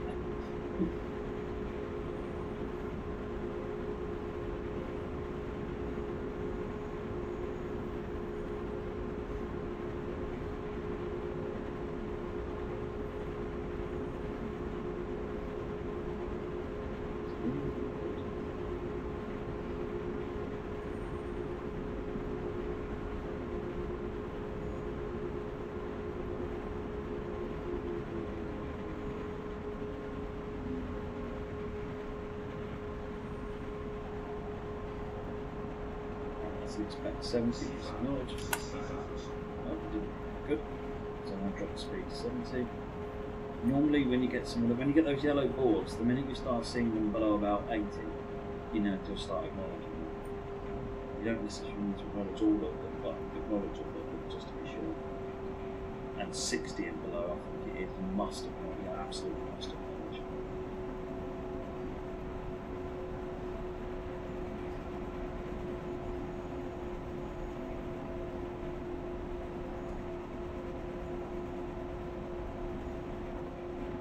Oh, I'm sure TSW will go from strength to strength on consoles, Ibanez, and the team have been building up a lot of knowledge on both platforms, and it's getting a lot of feedback from people as well. So if you've got specific feedback you'd like to give the team, then do let them know. If you jump onto the Dovetail Live forum, and you can provide feedback there.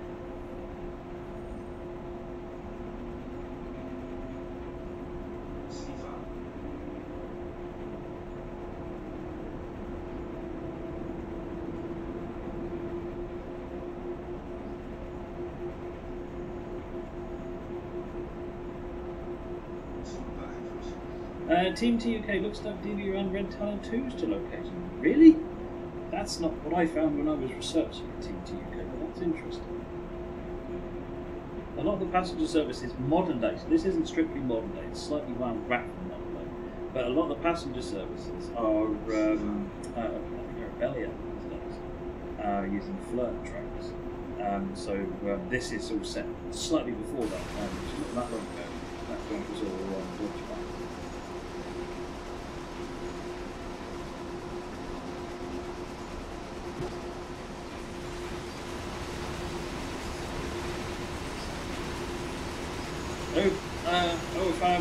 Some of us oldies can't play fast shooting ups anymore like we used to, so sims like Trinity World are a nice way to enjoy the gaming world. Totally. We used to rock the games like we do. Nowadays, it's another world of things, you can see.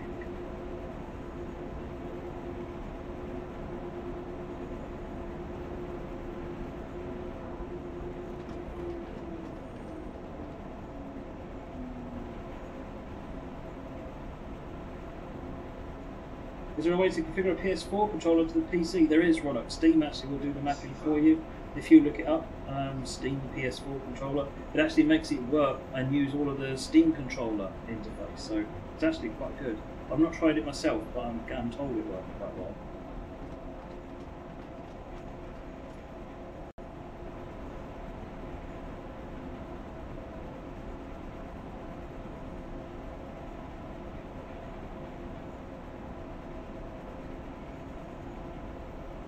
$24 kilometers to Finlandra. Get done. Sifa.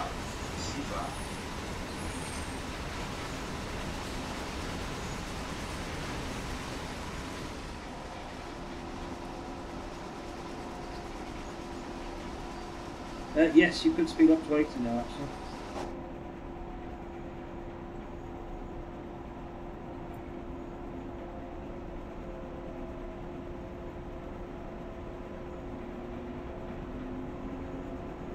When is Ruhr Sieg Nord released on PS4? There's no date for it yet, Frame or Gamer.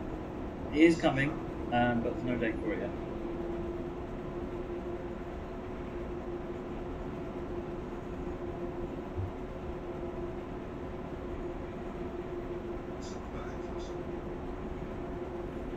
Dex Final, is there a way to make the distance markers easier to read? Something that I'll get you guys to have a look at. I've had the same feedback from a couple of places, so yeah, leave that one with me.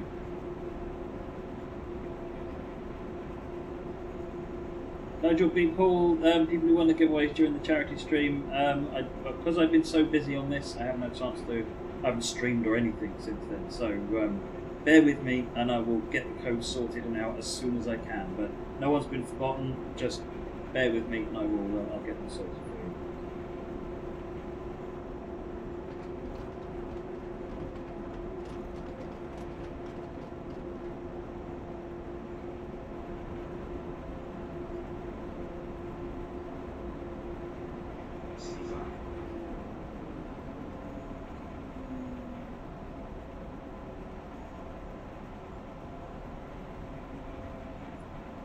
I've got a hang of noticing when it starts lighting up on there.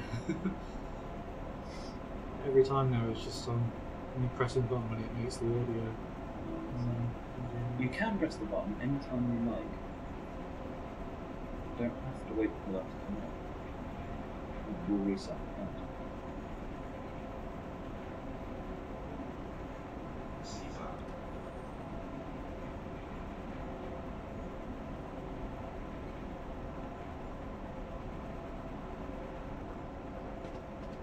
Another note there, just calling out the different sleepers again. You notice on the left hand side we've got the old wooden sleepers, and underneath us we've got a short stretch with the that have obviously been replaced at some point with the newer concrete.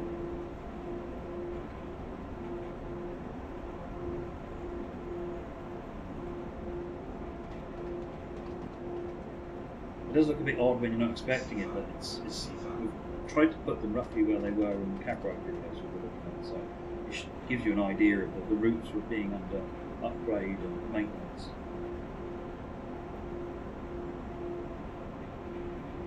Sergeant Salt, Luke is community manager.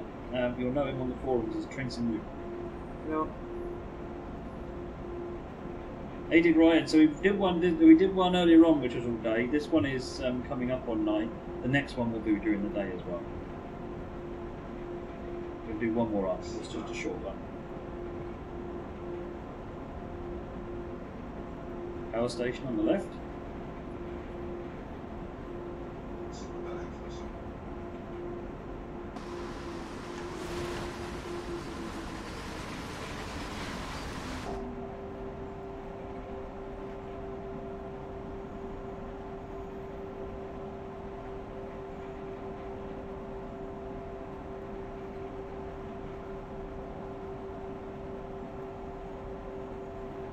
If you look down down a little bit, at these down a bit more, the buttons, right hand, push that down.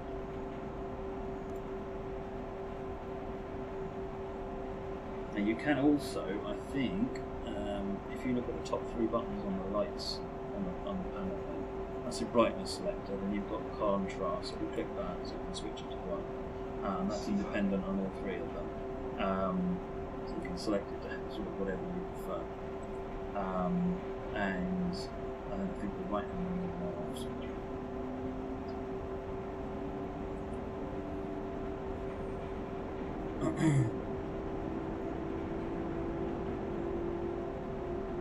Aided Ryan, this has AFB and we're driving with AFB.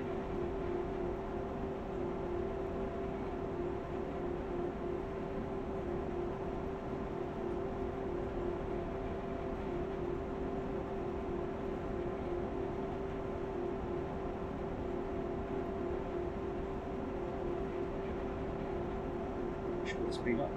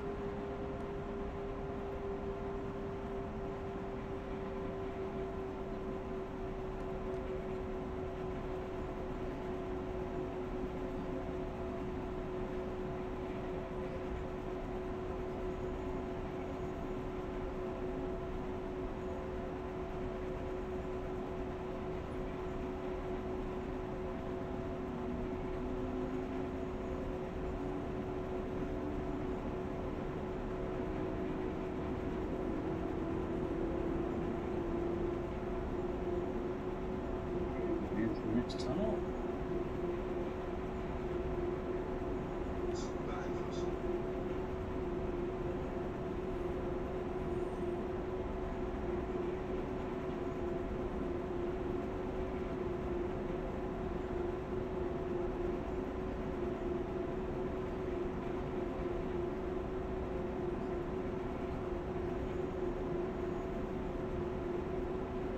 Aided Ryan, so the way the scoring system works is you never lose score, but you stop gaining it. So if you're speeding you'll stop gaining points.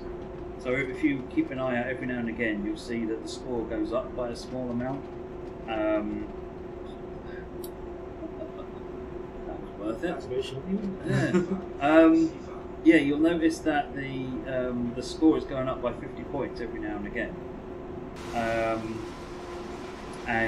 That's based on driving within the speed limit.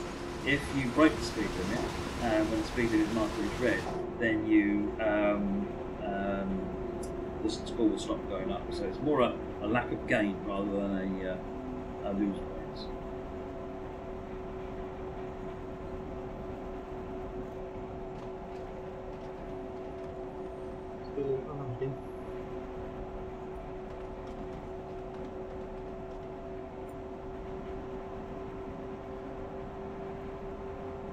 Can we run the last run in the rain? That sounds good, M. Johnson.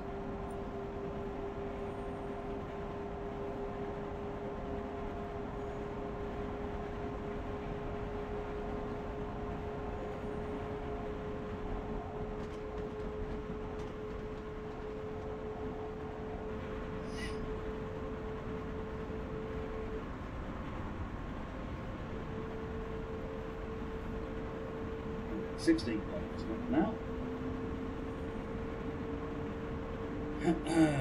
Rob Powell, question from very viewer significant mixer, keyboard, mouse support for Train Sim on Xbox.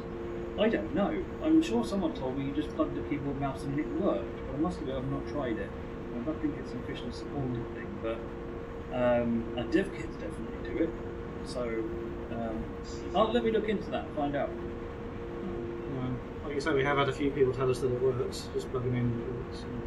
We haven't really tried it ourselves though. Yeah.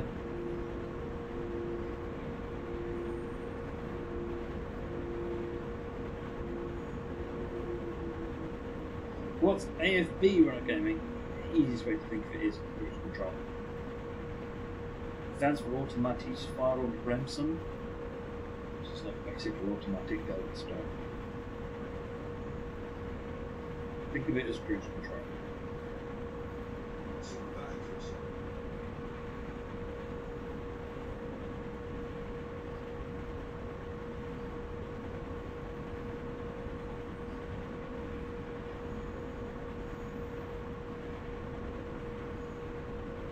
AFB is basically ATP.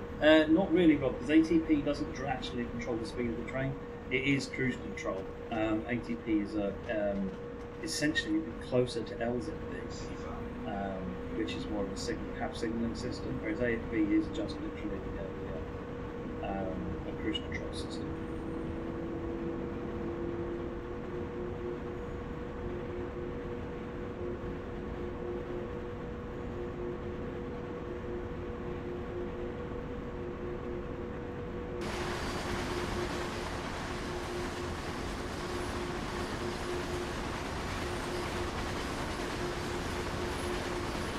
If I'm missing anybody's questions, comments, by the way, poke the moderator and they'll poke me.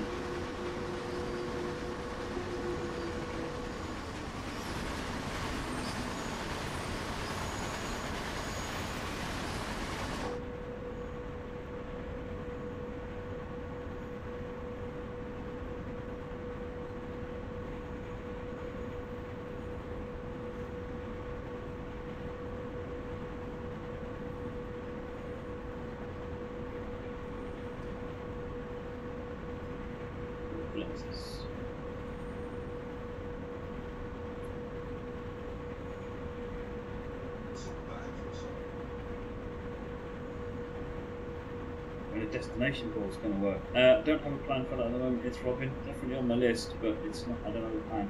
Can't give you a date on that one, I'm afraid.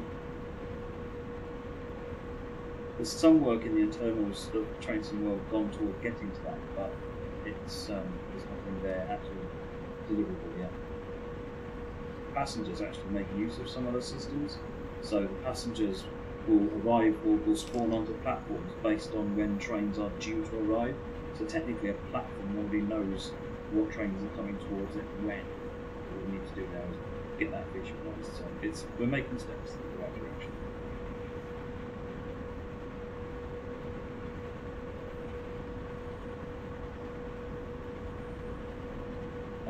Trevor Martin, if you guys do make Steam, automatic fireman be added. Too early to talk about Steam, to be honest. I've got lots of plans for it, but I don't know how they're going to pan out yet. That's that power train. Flex comments now. Whoops. Stop now.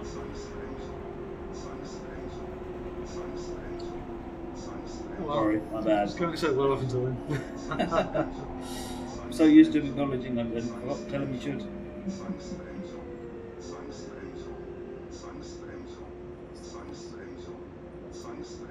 Oh, you press M.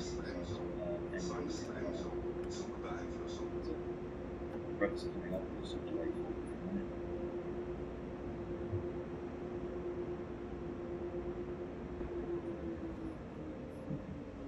Yep, there it is, GG and fails.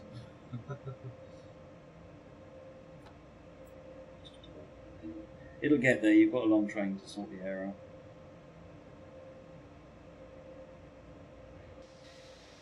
Are there any patches going to be pushed on release of the DLC, or is it just the DLC? So this is just the DLC, but we have got some thoughts about, we've got some bigger plans going on for patching.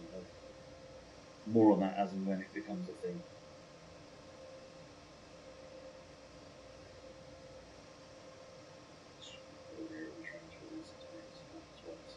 You see how the accelerometer is wobbling? Just waiting for the brakes to come off and start in a minute. Yeah.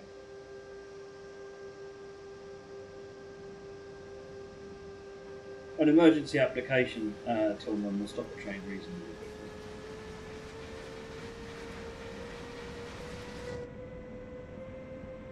Right, you're in monitoring, so you need to set your target speed to 40 km/h.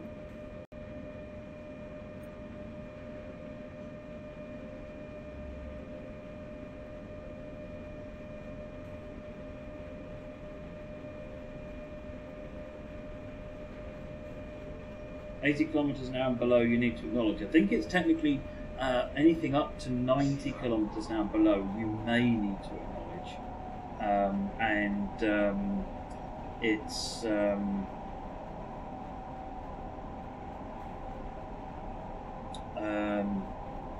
yeah, below 60 I think you always acknowledge. Below 90 you may need to acknowledge, so you should always acknowledge.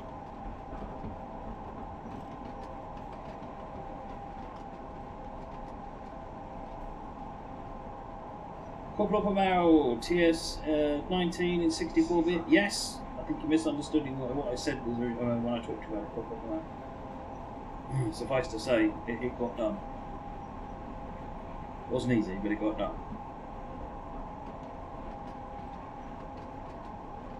Will TS going 64-bit cause competition for TSW? I don't think so. I think they're two fantastic train simulators. People will use the one that suits their needs. I think I'm all for choice, personally. I've been a big fan of TS going 64-bit. Big fan. And I'm just over the moon to see it actually happen. I'm really happy that the announcement for that is finally out. I've been dying to tell people for ages. Duffy's, does it depend on type? No. So the type will determine what you do with it. So for example, if you go over that 80 km/h speed limit as we were currently in PCBM, then you would drop to 70 km/h. If you were in PCBU, you would drop to 55 km/h. Whether you need to acknowledge or not doesn't change based on that. It's what you do as a result of acknowledging it that changes based on that. Right, you're out to monitoring now, so you can speed up to the limit.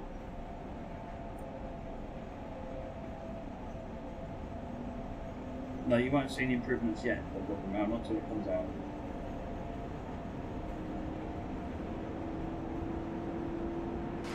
But yes, as a general guideline, if you see any speed reduction, 90 km/h or below, in any form, if you see that alerts, then respond.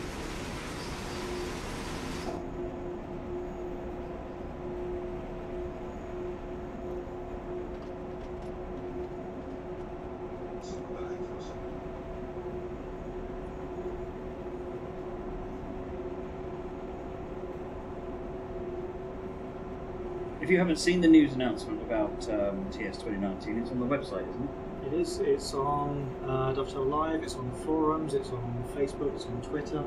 So if you haven't seen the announcement yet, get good. It's also on the Steam forums. It's an easy one to find. It's a pin thread.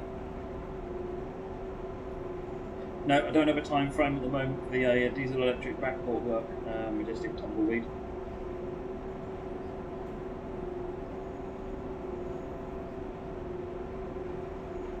Will DLC be redundant? How do you mean, Prototype? Been on the 64-bit version? No. 64-bit version of TS19 should be fully backward compatible with everything.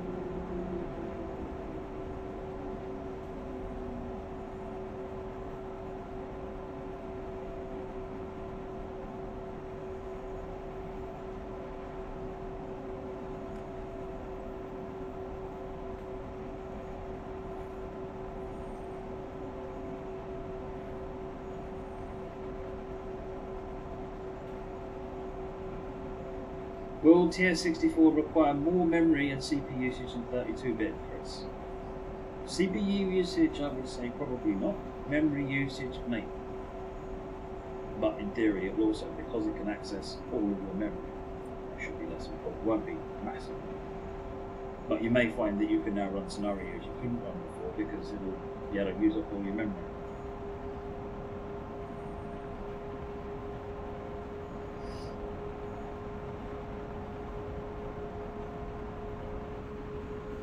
There's no release date, no, Nick. Not for TS19 yet. There'll be more details. I think we just wanted to get the news out. 64-bit, it's a thing. Get hyped.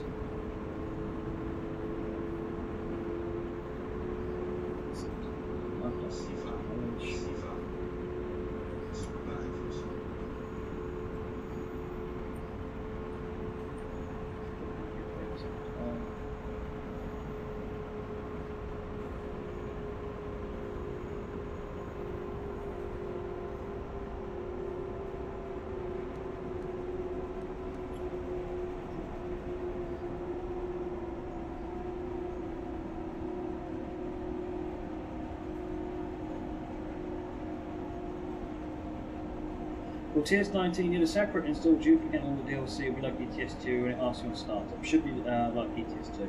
I don't think that's finalised yet, but I believe that's the so it'll be a separate AT essentially. But it won't be a separate install.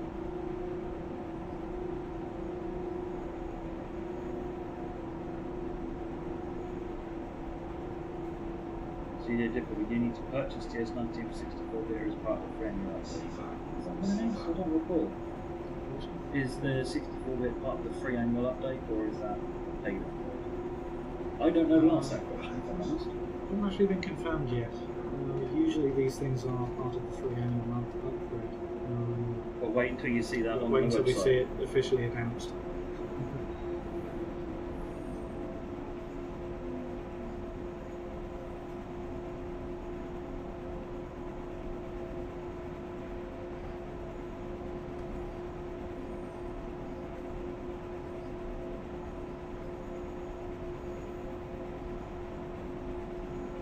Will there be an option to run 32 or 64-bit? Yes, yeah, look.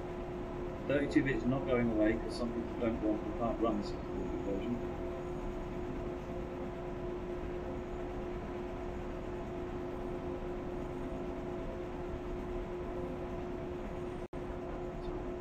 So, 5.3 kilometers to our ending point.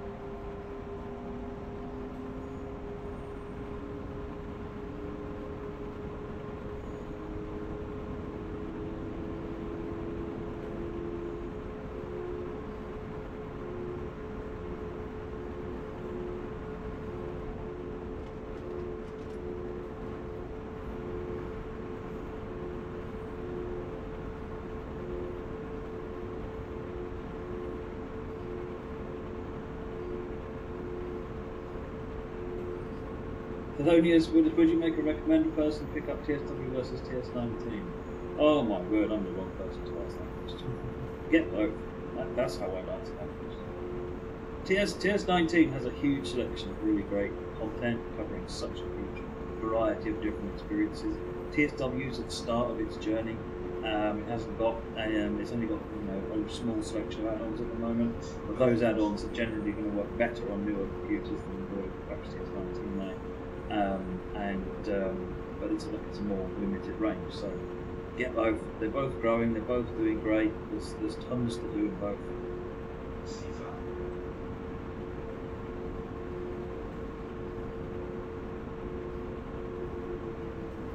Lufthansa service mode is, yeah, we're running service mode at the moment, Lufthansa, if you're asking about Ruhr Sieg. –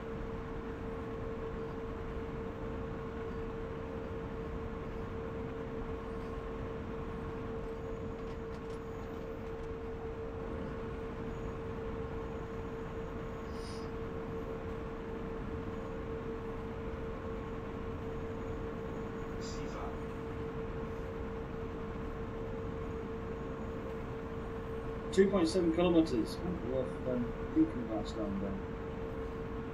Will rolling stock from Ruhr route also be available on Leipzig route? Not initially.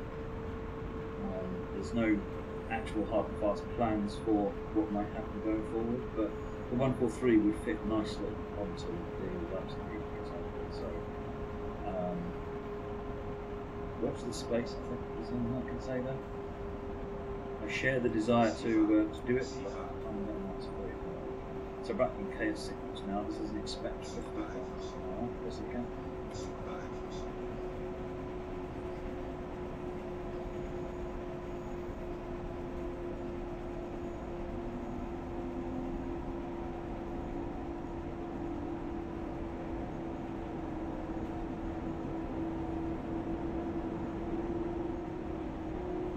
Can we do a TSW NEC stream again sometime?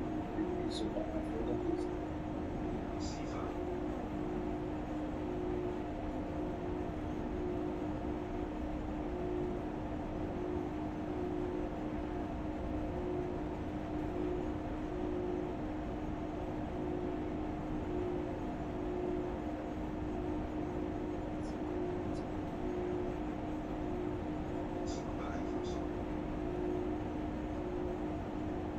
One and a half kilometres to go.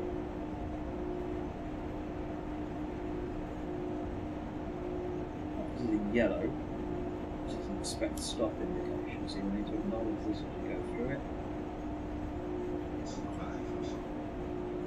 Right, we also need to be aware of the 530 magnet that's coming your way. So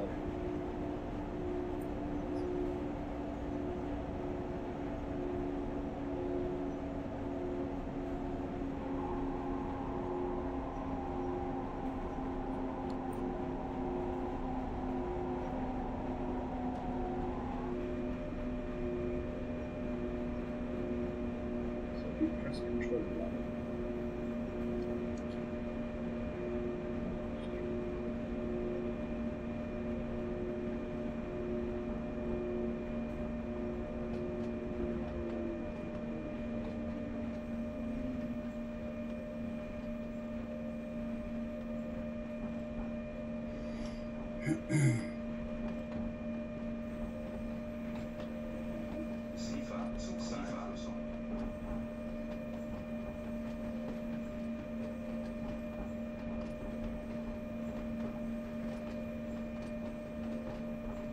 Storwagen is what we're going to be driving next, drummer. What I would probably do at this point is cut your AFB all the way down to 0 and start. Off AFB now. Use your throttle and brake, isn't it?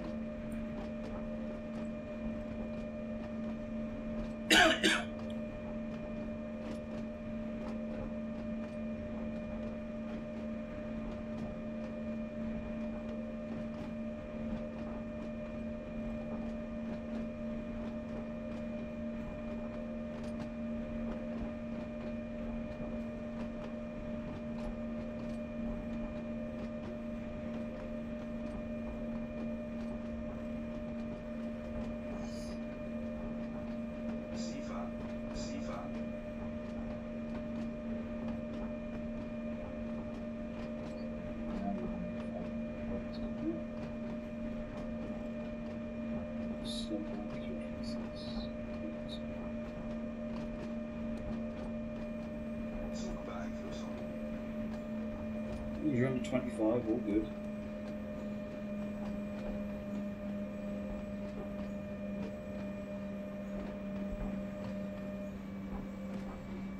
Is there a plan to enable scenario creation on TSW? At some point, that is definitely there. So, can I put a stop anywhere you like? Yeah.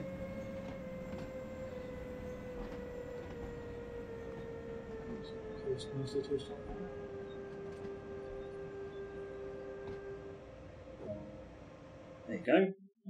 So even a straight run like that had plenty of PZB action on it. Kept me on my toes. So before we press anything else, do you want to just press the A key? Let's have a fly around the exterior, just to have a look at the. We haven't really looked at the loco particularly in this one, because we've been busy.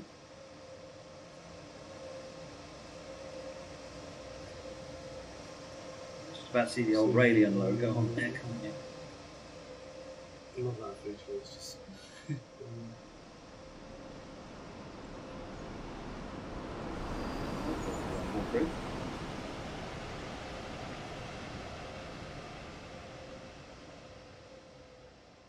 There's no engine room created on the 185.2, it's only on the 143. Alex Ducky.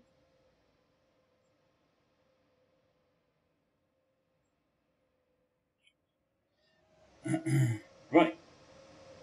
Shall we, so if we want to press escape and go to the main menu. Jump into another scenario. Dosto, just a little short one on services.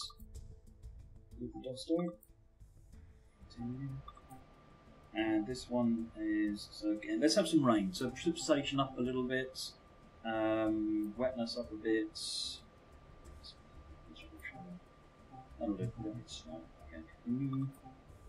Let's go for 11:15 AM, the RB56. No. It's RB16, so it's RB56. Oh, yeah.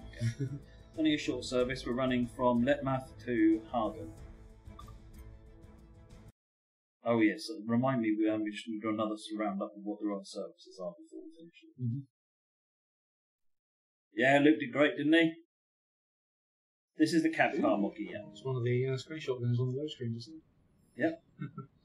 Okay, so first thing you want to do is put the, so there's a couple of controls on here you need to do. So the first one, over on the right hand side, there's a brake release key. So if you operate that key and swing it to the left, right, that will sort your brakes out. If you can just apply your brakes real quick. Right. Now if you go on to the reverser and put that forward, right, we've now activated the cab. Right, so if you go ahead, release the brakes, put some throttle on. So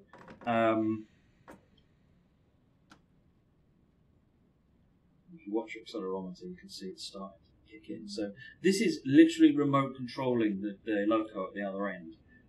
We have we simulate the electrical cable that runs up and down, so the messages are being sent up and down.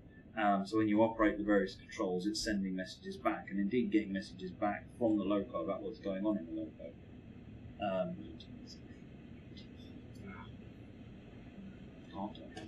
Stop the train! Stop the train! Stop everything!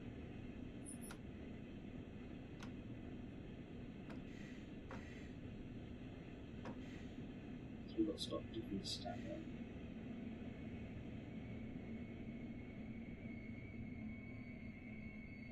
What was forget about using? Press enter. Oh, press E, sorry, to stand up. Don't have a look on the back wall on the left hand side.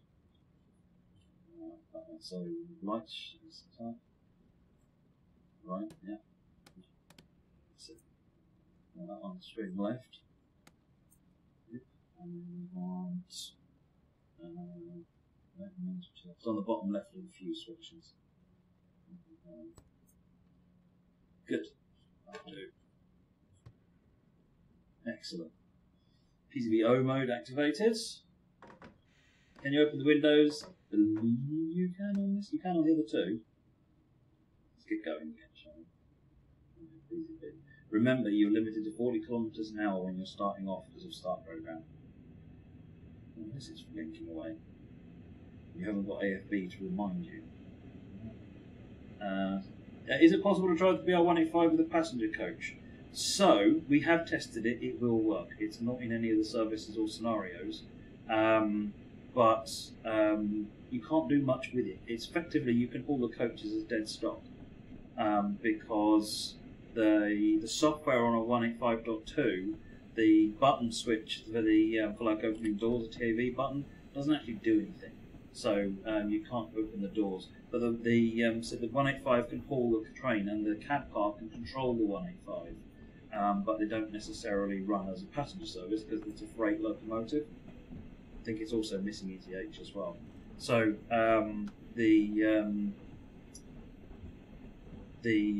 so yes, it will work, but it's not been done in anything. So that's a little opportunity for when you guys are able to make your own scenarios.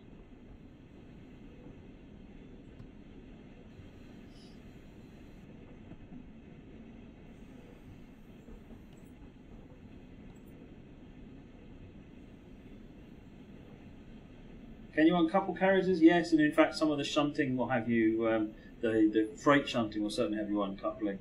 There's nothing to stop you uncoupling these coaches. There's nothing requires it, I don't think, in the service or scenarios. Again, another interesting possibility. Is it properly remote control now? Yes, it is, frankly. It sends messages up and down the console. It's not actually a powered loco, like some of the ones. Yeah, it does essentially simulate the UFC remote protocols. I can't remember exactly which one it is, but yeah. I know they were looking at all the pinouts on the ports and trying to work out what they did when I was looking at them. So they were very busy looking at all sorts of documentation. Right, so that's a 40 kilometres an hour past this point with expect clear, so all good. Which is because you're crossing over this junction is what that's effectively protecting. As soon as you're all clear from this junction, then you should be able to follow the line speed. You should see it jump up. Seafood makes a nice noise in here, doesn't it? Right, line speed's gone up, so you can speed up. So if you just jump to the external while it's speeding up and just show people the utter bizarreness of this process. This is real. This concept is real. Loco and a cat car. It just blows my mind. But I thought it was awesome, so we had to make it.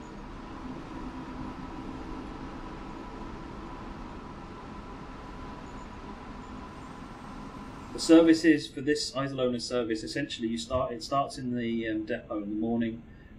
You will go into Hagen, prep the service, change ends, and then run out to Letmav, get off the train, let the AI run it down the branch and come back, and then you'll run it into Hagen. It goes up and down the line a few times, and then at the end of the day it then runs back into the yard again.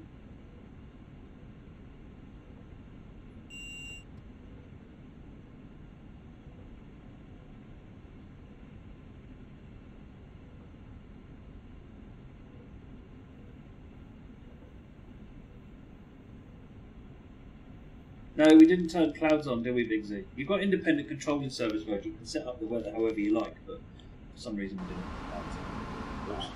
Bad us. Raining from clear sky. Is the short formation due to platform lengths on the right? Could well be Team 2 UK, actually. Could well be. I mean, if it was me, I'd have put DMU on it, or a bubble car or something. But what kind of scenarios are included, Simon? So there's a really unpleasant, and by that I mean fun, scenario in dark, in fog, following other trains, so it's PZB on every single just about, and then you're online running for a bit afterwards to get around an obstruction. There's another one which is a full line run in the Dosto, where you're, again, it's raining, it's unpleasant weather. You've got some freight out and back scenario, or a freight out and back scenario. There's a simple one which is a full cold start setup, and you just get the whole thing set up and ready to go. Well, I can't remember here whether you left your right doors. So doesn't matter. Console release coming at some point soon, Matthew Guns. We haven't got a date for it yet.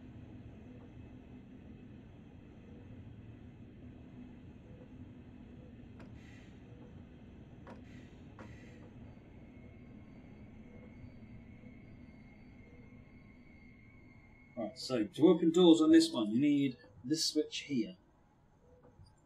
Right, so you need to change that to unlock right side doors. Yep, and if you now click the that needs to go the other way around. Okay. So try opening the other side doors then, because the thing isn't training around. So change that to left. That's it. And open doors empty towards you. Okay.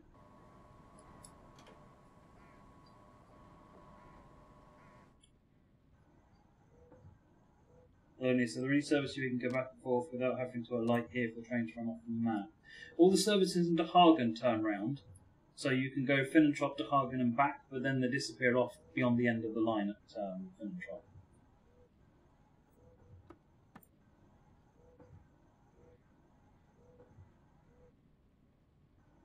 M. Johnson, is there a button to leave the service area to take over? No, but I know I have seen that request from a number of people, so it's something I want to explore at some point. What I would say is that if you open the doors like this and you get out, it won't release it. What you need to do is complete this instruction by shutting the doors, then get out, and then it will take over after 2 minutes. But if you just open the doors and get out, then it won't take over because it's a mere instruction.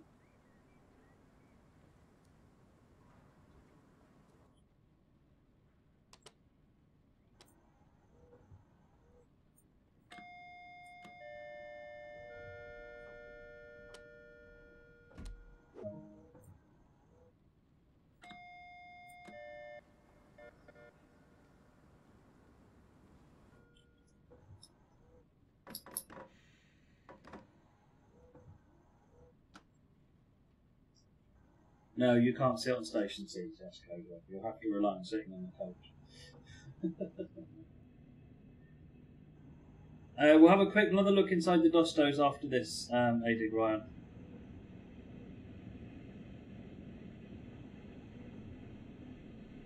Why is the passenger train pulling a freight train? This is just a coach. It doesn't have any traction motors of its own, and the loco pushing us.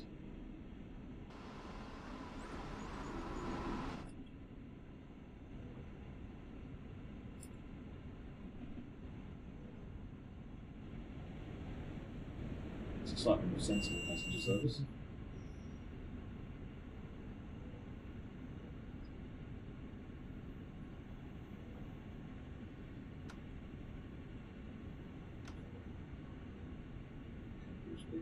Going downhill.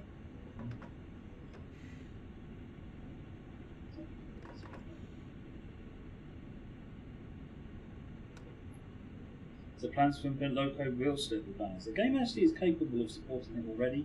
If you go onto the Class 66 and turn off all the traction motors except one, you can see it in spades. Yeah, they're essentially it's down to the wheel grip and the way that it interfaces with the environment that haven't been tuned properly yet. So they'll come at some point. Is there longer than 3 carriages in concert? Stated Ryan. So the one we just passed, I think, was 3 coaches and a cab car. I think they go up to 4 or 5. I can't remember. There's no long passenger trains on this route. I think the stations aren't that long.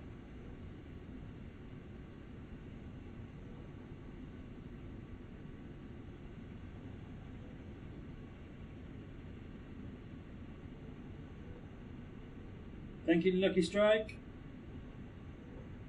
Date on the Xbox Bino Camper? No, we don't have a date for it, I'm afraid. It is coming to Xbox, but we don't have a date for it yet.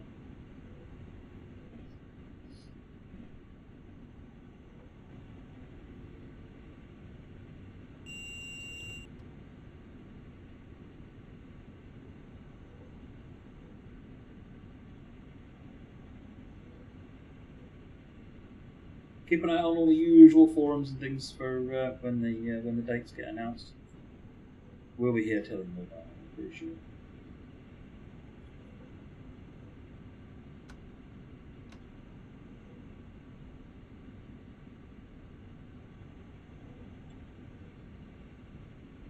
$7.6K is not quite as random as you think, Mob, because it's a 767.2. That's just how the gameplay team roll. I think it's 14.3 kilometres for the BR143, 185 or 18.5 or 185. The bike compartment will not have bikes in it, I'm afraid. Hey, did Ryan.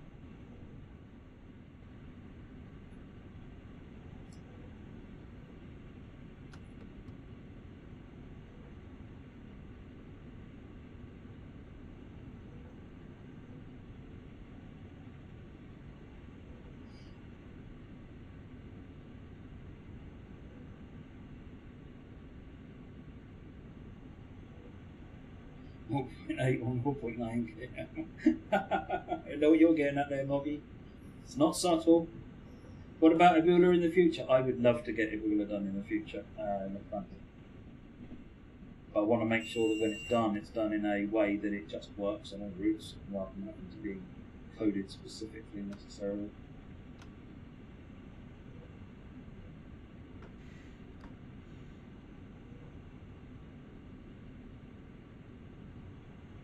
Heinz, will you be able to take all German routes, German trains on each route? Do you mean, for example, can you on the Talent on this route, the 143 on Leipzig? No, not at the moment.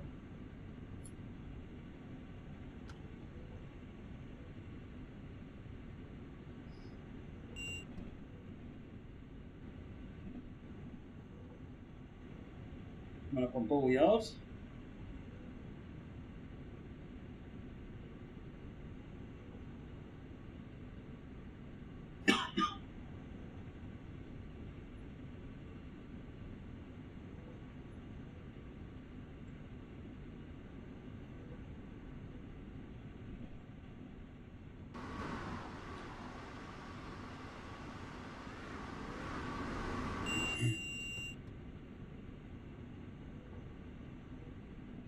Future plans for Xbox. At the moment, the main future plan for Xbox is getting the DLC starting to come out, so you guys can enjoy West Somerset and Ruhr Sieg Nord.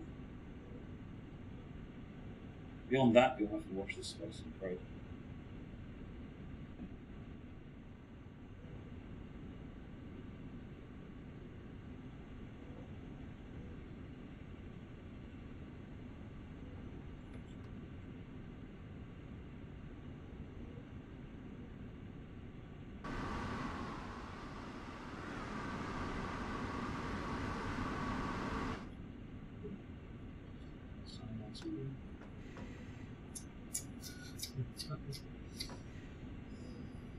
Oh dear.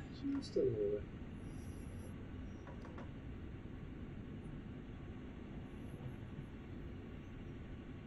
there. Lucky Strike, what are we driving? So we're actually driving a 767.2 cab car, which is remotely controlling the VR143 loco at the rear end of the train. It's just a really oddball concept that I think is awesome.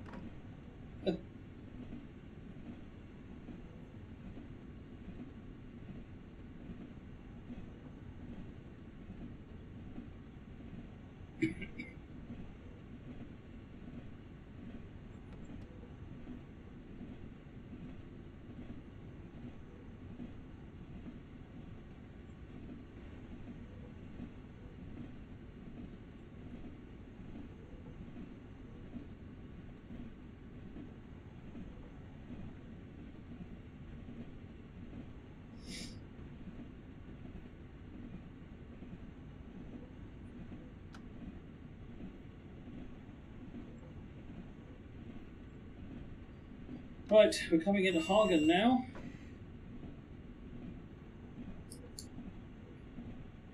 Passenger mode on the double deckers. Yeah, I was riding one actually the other day. I was testing something, and it just seemed easier to just get on the coach. And you know what? As with always with me riding in passenger mode, I couldn't sit still for 5 minutes. I was upstairs, I was downstairs, I was upstairs again. I couldn't wait for me to get off the train.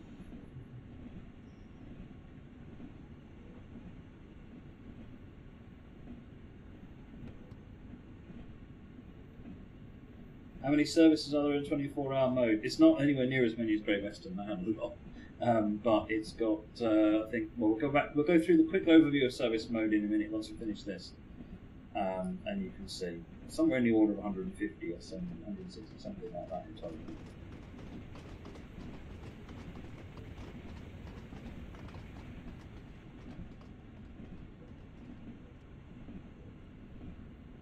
can't get PCB.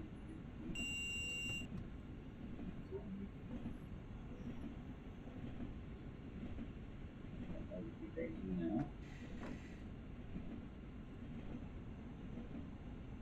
Yellow.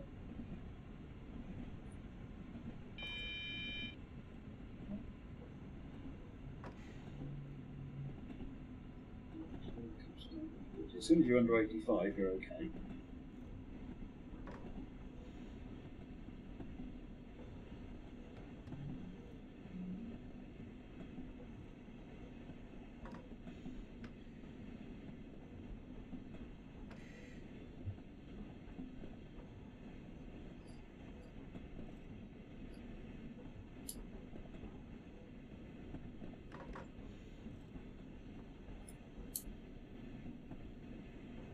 Through the yard area, we've got all the yards on the left hand side. Got the main one here.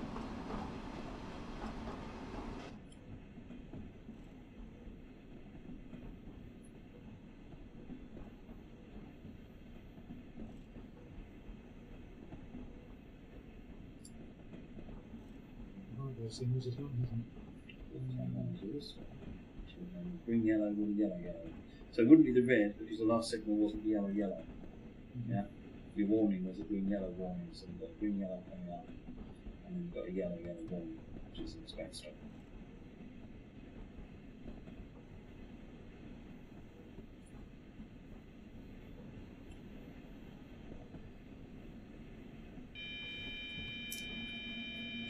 I thought I acknowledged that. I didn't. Next signal feature not very helpful for yellow-green signals. So the next signal feature is not meant to encompass the complexities of the entire signal system.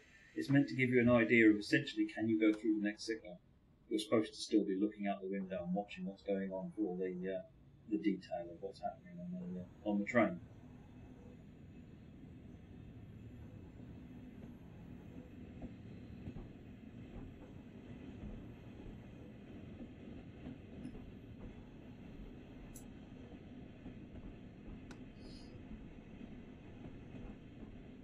Foregone. So yeah, for those of you that don't know the German train system, remember it's 45 kilometers, 40 kilometers now. Sorry. For those of you that don't know the German train system, we're using PZB signalling system. You can ignore it.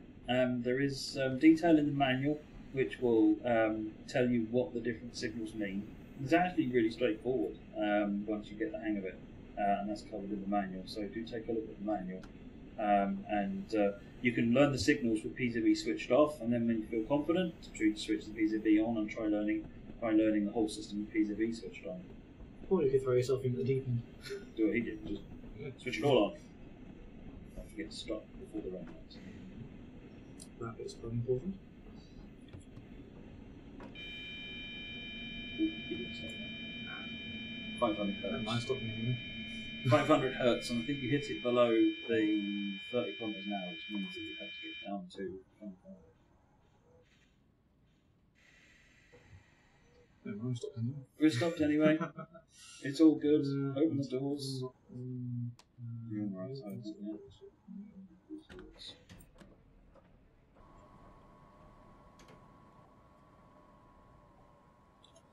Is it hard, Hunter Bear? There's tutorials to help you drive the trains. Some of the scenarios are easier, some of the services are easier. It's not particularly hard to control with a bit of practice. Driving a train is mostly about looking ahead and thinking ahead. It's not about quick reactions, because trains don't react quickly. So it's about seeing what's going on ahead and reacting to that.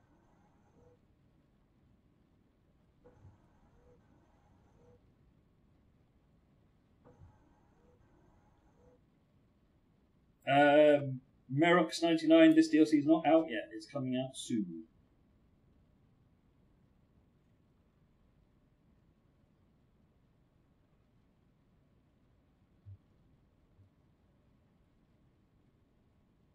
So we're going to have a quick look at... So when this service finishes, we're going to have a wander around the coach. Just have a look inside.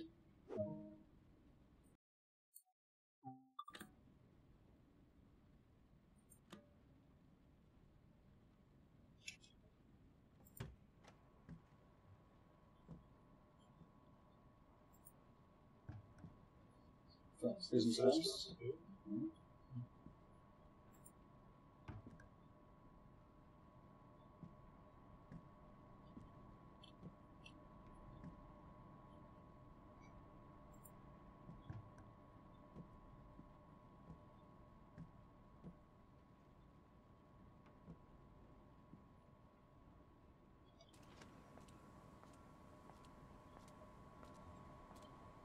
And that's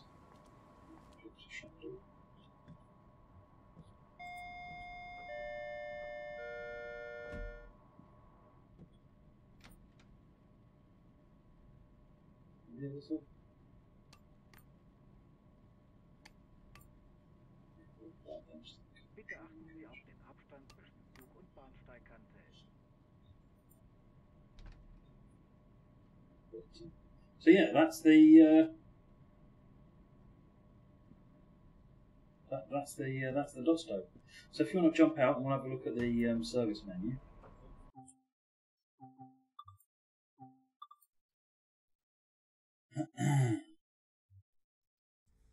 PCB and C4 are also toggleable with Control Enter and Shift Enter from on the keyboard. So if you click on that one first, so the 767.2 Dosto, there are 42 services. Those are going to be a combination of the Iserlohner services into Hagen and the Hagen to Siegen passenger services on RB91 and RE16. That's the one we just did. That's the one we just did there. And again, it's a mixture of all stops, part stops, and there's a couple of which can stop at somewhere like one station. And so if you click back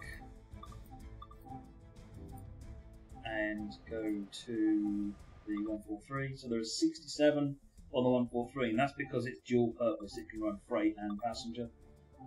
So again, you saw like services like DB80, blah blah blah. Those are freight services. And then you've got things like RB91, RE16 for your passenger services. Passenger services generally Siegen to Hagen or the Hagen to Letmath RB56 services. Again, it's a mix of all stops, part stops. And then you've also got the freight. The freight is a mix of all the way through, so complete line runs, similar to the one we did earlier on, which occur throughout the day. You've got the power train move, which is hauling on 5 or 6 locos. You've got pick up and drop off freight, so you go from say Hagen to Ball, drop some wagons off, run round, pick up some other wagons, take them back to Hagen. There's somewhere you'll go from the Finnentrop up to Letmath, drop some off, pick some up, bring them back to Finnentrop.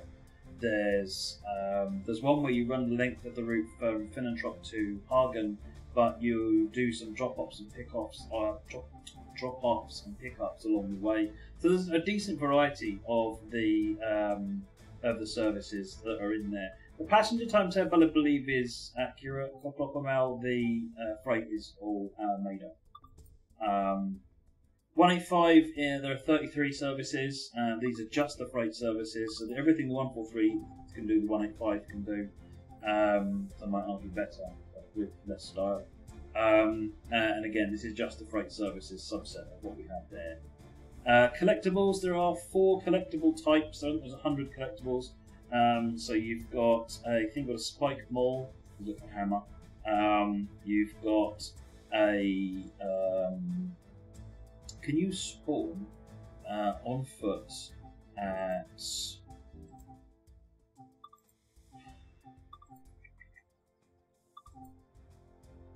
try home.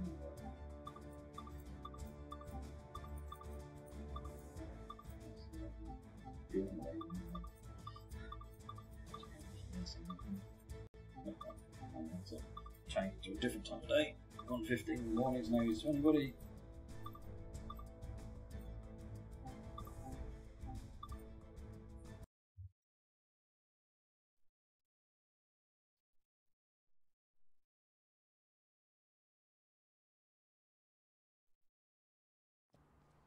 So, if we have a wander, trying to work out if this is where we can find this particular one I'm trying to show you actually, because it's a bit different. We'll wander down the end on the left side here. So you can open the underpass. Let's go down the underpass. there's the map. Look at those lights behind you. Oh, this time of day, they might be off. Look up to it. So, look at these lights on the top here. What you're looking for in one of the collectibles are these lights, this style of light. And it's flashing because it's faulty. And when you walk up to it, it fixes it. So it's a bit different. There's a spike mold, matte. So yeah, you've got 4 collectibles. There's 25 of each, if I remember rightly. So there's plenty of fun.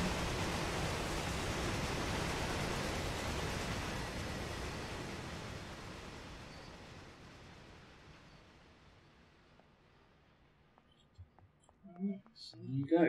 So I think that's pretty much the end, isn't it? That is pretty much, yes. This was Ruhr Sieg Nord, which has been on pre-order for about a week now, and is due to release on Thursday, excellent. It's again coming for Xbox. Simon, the add-on is coming to Xbox at some point, but there's no release for it. Same for PS4. So when we have a date for it, we'll let you all know. Yeah, that's. Oh yes, there is one at Trouble. So yes, that's it. Thank you very much for watching, folks. We will see you. I don't know when the next stream is. Next stream is currently booked for the last Friday of the month. However, that may be subject to change. We might throw in another one later on this month, but we haven't got anything actually in books until the last Friday. So keep an eye out on the usual social media places for the announcements, and we'll let you know when the next stream is. But here you go, folks. It's coming out on Thursday. Still on pre-order. I think it's on discount at the moment. Isn't it? It's on discount at the moment. Yes, if you go for the pre-order, it's currently 20% off. Not sure how much it is in euros, but in good old British pounds, it's currently £19.99. So now's a good time to pick it up while it's on the pre-order discount. Right then, in that case, folks, thank you very much indeed for watching, and we will see you on the next stream. Cheers. See you later. Bye bye. Thank you very much. See you soon.